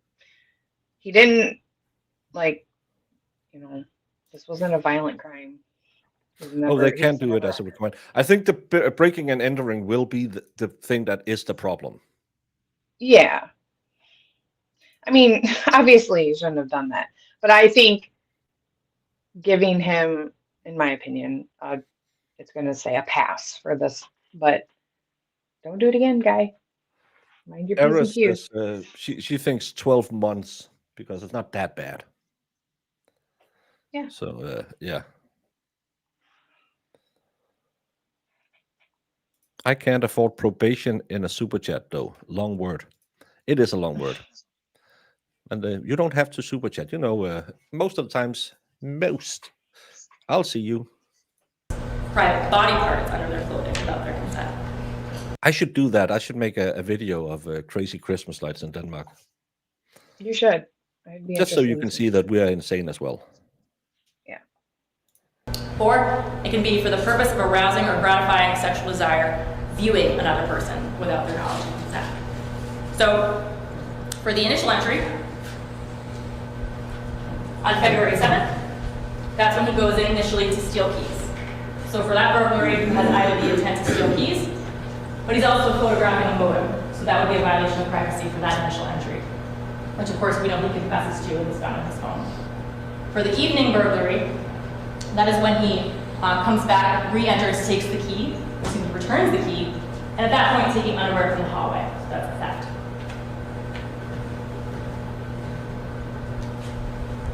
On February 8th through the 9th, the two burglaries from that day. The first is after he returns from McDonald's and he's upstairs videoing the upstairs hallway. That's a violation of privacy. Steals a bathing suit, a theft, and in the evening, when he returns, takes and views a video of her vagina, violation of privacy, steals graham crackers, and stuff. So those are the 4 burglary charges. Now the defense wants you to really double down on this intent issue. What was his intent when he was in the home? In order to prove a burglary, we have to prove that he either entered the home with the intent to commit a crime, or while he remained there unlawfully, formed an intent and remained there in order to commit a crime. So if he's there for some sort of unlawful reason, but he has no intent to commit a crime, he is still guilty of burglary if at some point during his entry, some point during the time he's there, he decides to commit a crime and stays there in order to do so. And we know he did this because he's there for a prolonged period of time, and he's committing several crimes, several thefts and violations of privacy. Now, defense wants you to hold him accountable for criminal trespass, and that's for a reason. It's a less serious crime. But the defendant did some incredibly egregious things when he broke into Rachel's home. And he needs to be held accountable, and it's your job to hold him accountable for the crime that he actually committed, and not some watered-down version of it. I said in my opening that the defendant went from being attracted to infatuated and to obsessed with Rachel. It is what happened. It is demonstrated in his escalating behavior, where over the course of 3 months, he goes from sending expensive gifts to driving long distances to breaking in and filming her and stealing her belongings. He's getting more and more frustrated by the fact that his relationship isn't working out with Rachel, and this is his solution to feeding that obsession. These break-ins were not some sort of consensual thing, but were done at times when Rachel was blowing him off and he was feeling desperate. Rachel leading him on may have not helped to prevent what happened, but it's certainly not an excuse, and it's certainly not a defense. What she did, whatever she did not deserve what happened to her, and her mother and son especially did not deserve what happened to them. The defendant needs to be held accountable for the crimes that he committed, and I ask you to find him guilty of 4 counts of burglary, 1 count of criminal trespass, and 2 counts of violation of privacy. Thank you very much for your time. Thank you. Members of the jury, the evidence and argument. And weirdly enough, I don't know if they're sending them home, but that's at 5:24. Over an hour later, they haven't returned a verdict. So I'm gonna find the verdict. And Brendan says, real problem is because of all of you liberal white women in chat, we no longer have institution to address the situation. You put this kid in jail. Brendan, no politics. You know my rules. And I'm sure that there's all kinds of wonderful women of all kind of wonderful political persuasions. And no, none of these women has done it because they couldn't vote in the 70s where it happened. Stop blaming our wonderful chat. Blame the 70s. Or Jamie will look you up and destroy you. Or maybe Marissa. Marissa is a feminist.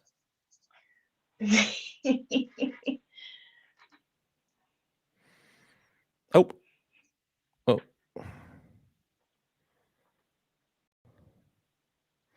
Is this a question, maybe? What?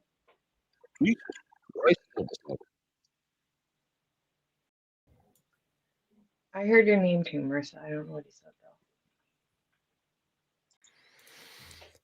See if this is the right place. And this is 4 hours, so they have been deliberating for 5 hours. Jury resumes deliberation. What did it say? 4 hours and 12 minutes over 2 days. Okay, so it's just, we're going to go back, I believe.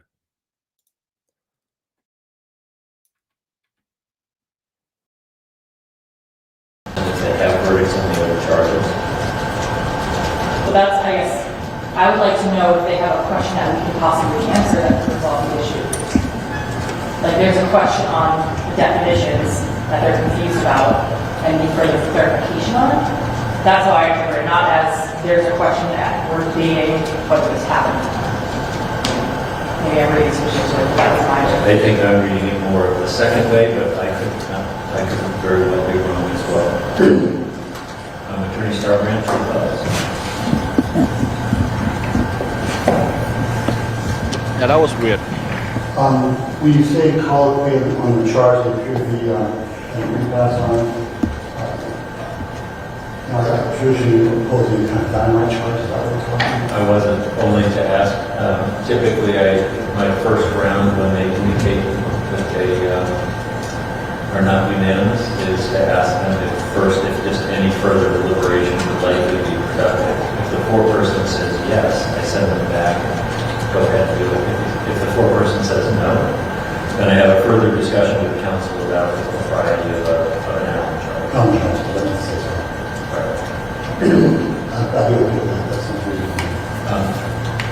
All right, so the state would like to find out first if this means, do they have a question on the law before we get to that? All right. I think that's fair because this could be interpreted that way. I don't interpret it that way, but it could be, so I think it's fair to find out for certain. While we're finding that, do you want to know if they have verdicts on the other charges yet, or do you want to resolve this issue first? I think I'd like to resolve the issue first. Chris asks, hey B, any plans for doing Christmas interviews this year or call-ins asking for a friend? I'm thinking, well, I was actually in the shower today and I was thinking about if I should try and get 12 creators for Christmas, but I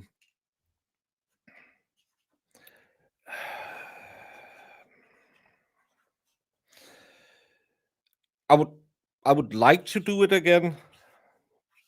I miss having someone that I can talk to and interview and find some new people but right now I would have to find someone who is nowhere near the Karen Reed stuff, no one near all the hell stuff could maybe go, but there's just too much drama going on right now with all the people I know, and new people keeps getting involved in it, and it's just that's the worst part about being a streamer is you're sitting here and thinking, oh, I would really like to talk to that person, and then you go on Twitch and find out they are saying something really stupid. So I would love to maybe interview some of you in chat if you have some interesting things to say. Some people have an interesting life story, like Jessica, who used to work with bomb disposal when it deployed, and Brandon, who used to be a professional beagle trainer, and probably some more of you. I don't know. Maybe it could be a fun thing. And the call-in shows. I know some of you want to try the idea. Some of you don't like the idea, but I think I would probably do that for the night streams to begin with, because there's a different vibe. And I watched some of the Aidens and some of the Glaras, and sometimes people say some dumb stuff. So yeah. Can I interview Fed? Fed's story would be interesting. Fed doesn't stream. He doesn't go on streams. He has a job where he chooses not to be known on camera, and I would 100,000% accept that. I think that we should accept that and just enjoy his great productions. Good. That's more than the kid in this case. But I would love, and also to shift it a little bit. I would love to do some other content, because I'm gonna be a little. You go try at something.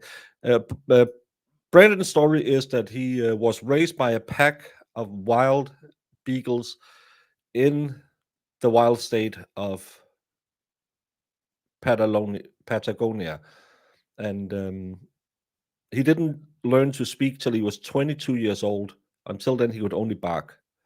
Jamie found him on one of her excursions to the Antarctic to try and save the polar bear, and that's why Brandon is here, because Jamie has to keep him on a leash. She has since then given the responsibility to Marissa, because Marissa is a trained dog handler, and Brandon, sometimes that shock collar needs to be turned all the way up to 11. Hey, Burger. Do a Lego stream with Auntie Deb. I've never ever talked to Auntie Deb, but I would love to do stuff like that if anyone. It's also how many times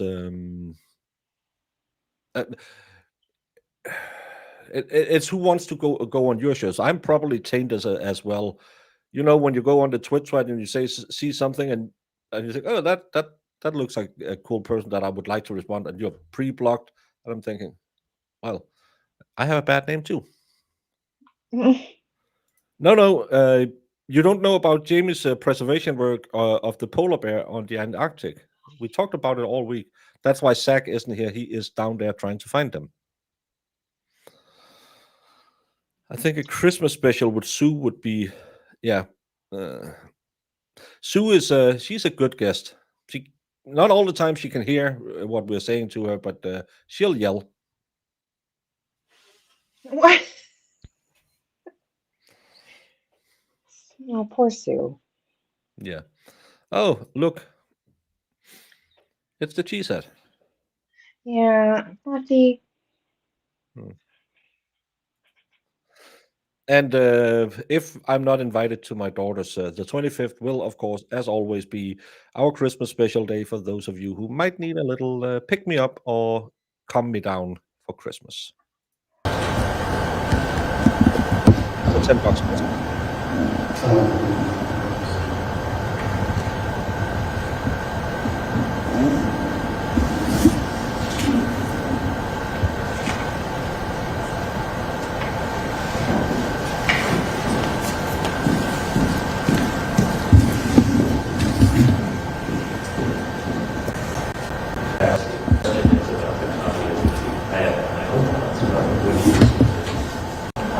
Conversation with the board first. In asking a question. Right, I guess I'm trying to think of the best way to do this. Perhaps you could have a conversation with the board person and just clarify what this means, and then we can go from there. And if you say if it's a question that's in law, you need further description of, can you go back and write that question down? So, Does that make sense? do you want me to do that with the four-person only in chambers, or do you want that out here? I've never done that before. I'll take your objection and I will do it. I'm interested in what things constitute. Well, in my own opinion, doesn't mean, No. right? I assume that that means whether taking the keys to make a copy can be theft, because it's not, there's no evidence of, doesn't appear to be evidence of a permanency to the product. And whether making a copy of the key deprives the key of its value. I don't know if that's theft or not. And nobody really argued that point, except you argued that taking those keys was theft. And they may well be struggling with, but he brought them back. So he didn't permanently intend to deprive the owner of the keys or the value. So that's what I assumed it meant when I first read it. But I don't know if that's what they mean. I'm just not sure if they think of, if the violation probably from that day was that they want to go around the photo. So I'm just not sure if they need further clarification about like what the law is there. I just would like to know what they're, if it is a question. Slightly Pie used to be a barber. Is that interesting? I don't know. Maybe if someone goes into on the Discord, you can and then we can see if it has any interest. We don't want Lefty on because all he does is drink light beer. And I already have one woman to co-host with, so. Oh. Further struggling with, is it something we can answer?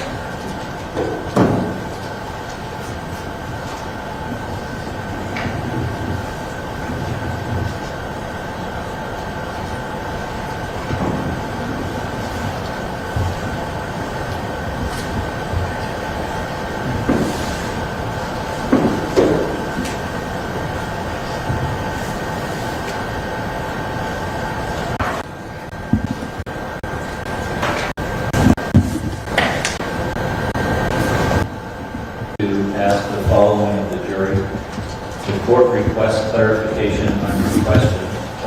Do you have a question about the law of violation of privacy or the law related to, quote, the copy of the key, close quote, or is the, quote, question of privacy and the copy of the key, close quote, I can't hear what a he's saying. description of the issue upon which the jury is not unanimous?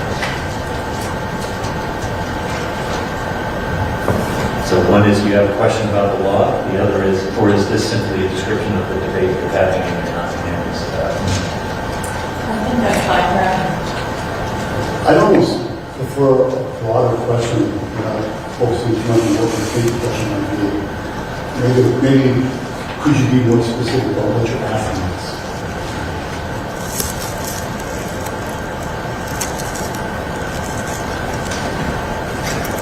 I think we can do that, except this isn't a question, this is a statement.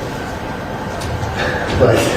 That's what They don't appear to be asking No. anything, they're declaring something. Right. So. All right.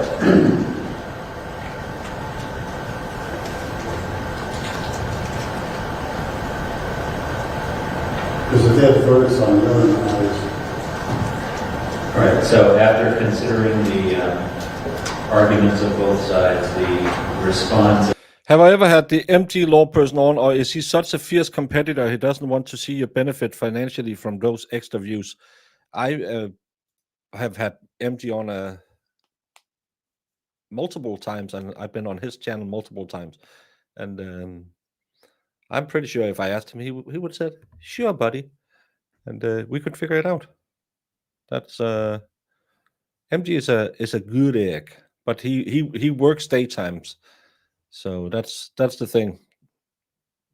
And yes, she is very Dutch. Seeing her next to the other guy, she is tall. A tall drink of water. As I just read it into the record, is the response I intend to submit to the jury. The defense's objection is noted, and we will see what they provide for a response. thank you.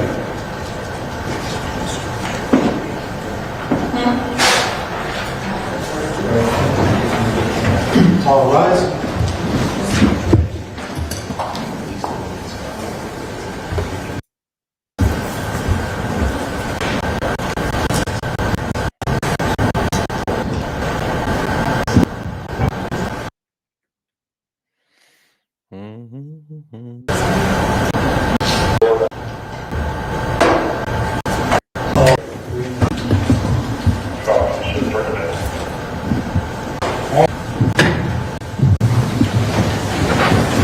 Right, good afternoon, ladies and gentlemen. Mr. Foreperson, it is my understanding that the jury has reached unanimous verdicts on all of the charges before it. Is that correct? That's correct. So at this time, what I'm going to do is ask the clerk to take the verdicts from you orally here in court. What she'll do, you have the verdict form in front of you. She'll track the verdict form and ask you what your verdict is after each charge. Madam Clerk. Thank you, Judge. Sir, as to charge ID number 1948114C, charging the defendant with burglary on or between February 7 to 9, 2022, how does the jury find the defendant guilty or not guilty? Guilty. Is that the verdict of all of you? I just need that. Thank you. Moving on then to the second charge, charge ID number 1948115C, charging the defendant with burglary on or between February 7 to 9, 2022. A second time, how does the jury find the defendant guilty or not guilty?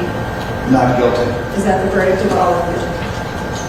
Or 9115C? No, I just need that. Thank you. Moving on then to You, she'll track the verdict form and ask you what your verdict is after each charge. Madam Clerk. Thank you, Judge. Sir, as to charge ID number 1948114C, charging the defendant with burglary on or between February 7 to 9, 2022, how does the jury find the defendant guilty or not guilty? Guilty. Is that the verdict of all of you? Oh, guilty in burglary. Okay. And then, How long was the jury out, please? This is at the end of a 5-hour day. Somewhere between 5 and 7 hours, I think. I just need that. Thank you. Moving on then to the second charge, charge ID number 1948115C, charging the defendant with burglary on or between February 7 to 9, 2022. A second time, how does the jury find the defendant guilty or not guilty? Not guilty. Is that the verdict of all of you? So he was found guilty of one burglary, but not the other burglary. Okay. And given that you found a not guilty as to that, how say you on the lesser included offense of criminal trespass? Does the jury find the defendant guilty or not guilty? Guilty. Is that the verdict of all of you? Trespassing. And moving on to charge ID number 1977910C, charging the defendant with burglary on or between February 7 to 9, 2022, a third time. How does the jury find the defendant guilty or not guilty? Not guilty. Is that the verdict of all of you? Not guilty of burglary. Having found the defendant not guilty of that, how say you on the lesser included offense of criminal trespass? Do you find the defendant, does the jury find the defendant guilty or not guilty? Guilty. Is that the verdict of all of you? Oh, it's because the burglaries are being reduced to criminal trespassing. That's the thing I don't get why they.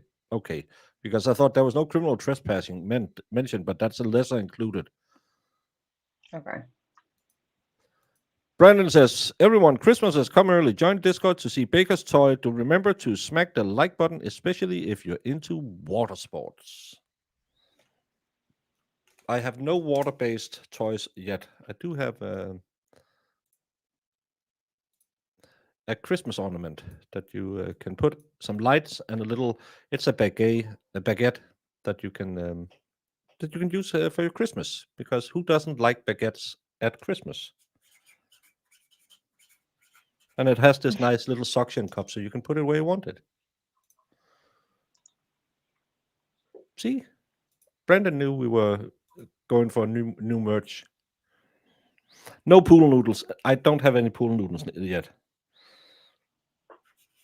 On my OF, you can get my pool nudes, but that's a different thing.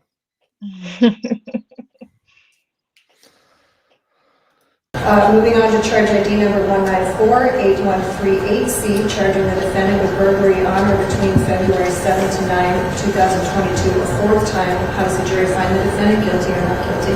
Guilty. Is that the verdict of all of you? What? Moving on to charge ID number 1977940C, charging the defendant with criminal trespass on or between the first and last days of January 2022. How does the jury find the defendant guilty or not guilty? Guilty. Is that the verdict of all of you? As to charge ID number 1992047C, charging the defendant with invasion of privacy, parentheses, viewing, on or between February 8 to 9, 2022, how does the jury find the defendant guilty or not guilty? Not guilty. Is that the verdict of all of you? And finally, as to charge ID number 1992048C, charging the defendant with invasion of privacy, parentheses, recording, on or between February 8 to 9, 2022, how does the jury find the defendant guilty or not guilty? Guilty. Is that the verdict of all of you? Thank you, sir. You may be seated. All right, thank you, Mr. Burrow. You can be seated. Ladies and gentlemen, I want to thank you for your service in this case. You are discharged. You are free. He will not be sentenced on this day, but I have looked it up. He was found guilty in 2 felony burglary charges and 2 criminal trespassing. That had carried a potential. Well, burglary, the first felony burglary carried a potential sentence of 7.5 to 15 years. The other one, 3.5 to 7 years. It doesn't have a time span for the criminal trespassing. He got 1 year. He got 1 year. And the judge said, this case involves extremely unique circumstances. It is a complicated case. My job is to determine the sentence. I consider both sides of the argument and the people who spoke here for him, including his mother. The aggravating factors included his entering the dwelling of another and attempting to violate her privacy. Mitigating factors included his age, his relative lack of maturity, especially from a social standpoint. There's also his complete lack of a criminal history. Howard said that the sentence needs to assure Guerrero will not reoffend. He added he thought he would not. I think that was appropriate to give him that amount of time. About a year in prison, I think that's okay. I mean, it is what it is. I also think a year is too crazy, but yeah, I mean, he Yeah. did something stupid, so. He did do something really stupid. But Jamie, I'm gonna jump off, gonna make myself some dinner, and then I'll be back in about an hour because Miles King, the the suspected murder, is having a hearing today. We don't know what it's about. It's a motions hearing. It could potentially be something about the Proctor text. Remember, he is a black guy who we know Proctor apparently has some very strong opinions about his race.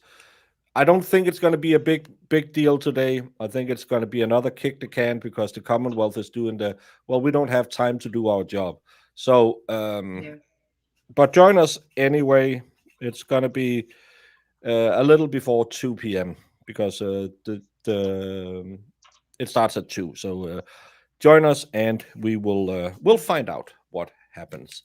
And before I go, Brandon says, on Thursdays we do bends because if you're trying to team up with Baker to get into her shorts, introduce her to creatine enhanced water sports, your pecs, tries, and interior delts better be effing swole.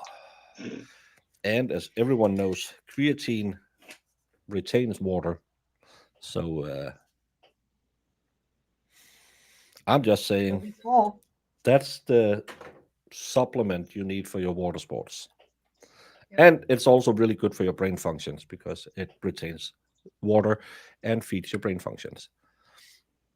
There you go. The complex simplicity of that one makes it a work of art. Yes, Brandon. That was a thinking man's super chat. Not one of Aaron's, oh, just in a ventilator. No, this one, you needed a little more. That's what she put up there the other day when Brandon was taking a day off. Jamie, don't you come at me. I know what you do. You're sitting in there in Discord and making them do all of this stuff. I do. I'm pulling all the strings. Yeah. You mean, oh, by the way, I have a poll up. Giggity. Well, What did it say? Didn't you have two? no, I can only have one poll at a time, Jamie. I know, but you didn't say. What did you say? What was the other one? Oh wait, no, never mind. I'm losing my mind. Yeah, I've never had two at the same time running. That it's not possible. Would you enjoy if I set up a Spaces YouTube stream so we could have a call-in show? 90% says yes out of 77 people. So it seems like something I need to find out. Day off, don't defame the dead. It's backlog or something. Bad luck or something. I don't defame the dead. You're alive. Jamie tried, but she didn't succeed. You're a fighter. Yeah. Brandon. Yeah. That pillow couldn't keep it on for that long. Oh. How dare you? Said with the voice of Grant Smith Ellis. Jamie, we need to get something to eat, so we are back again at just before 2 p.m. Everyone, get back here at that time. Until then, go to the Discord and find out what Smex Toys apparently is over there. Because I don't go to that degenerate place. It's run by Jamie. Whoa. I run a pretty tight ship in there, so. You showed boobs on Sunday. I know. Pretty much there's boobs every Sunday. So if people like boobs, you should join the Discord and come watch movies with us. We usually get to see a boob or two. What time? For us, a little before 8. Oh, what? Brendan, I didn't hit the link because I can't do the...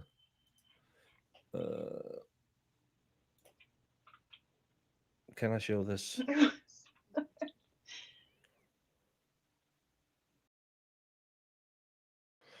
Maybe I can.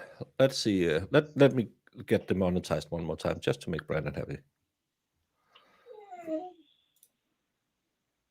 Do I need to show all of it?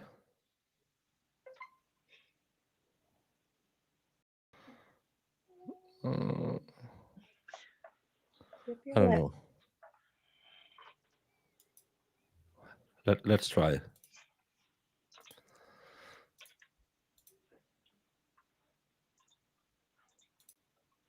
On the great Bobby Flay.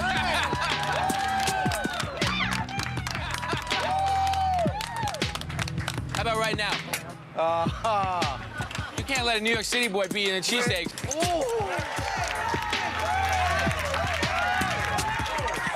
We're on. You're on, Bobby. Let's get it going. I certainly caught Tony off guard. It's okay. I'm good under pressure. But when he takes a look at my gourmet ingredients, he makes a move to level the playing field. Bobby Flay's here trying to kick our butt. We need an emergency food brought down to 6th and Market. This down some of his own secret stuff. Philadelphia cheesesteak king Tony Luke has accepted my throwdown challenge at Independence Hall. Philly. Tony and his son, Tony Jr., are Making me already hungry. making their classic cheesesteak. Cheese Yeah. whiz, sliced ribeye, and sauteed onions. That is a whiz whip. Is that not a work of art? Please, give it up, please. There it is. With sirloin caramelized.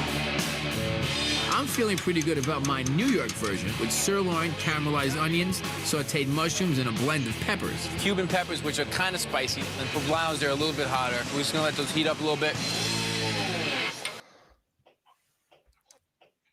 I like the first one, the simplicity. I think one of the big problems when people are doing stuff like this, when they try to reinvent the wheel, is they always go too far. A Philly cheesesteak,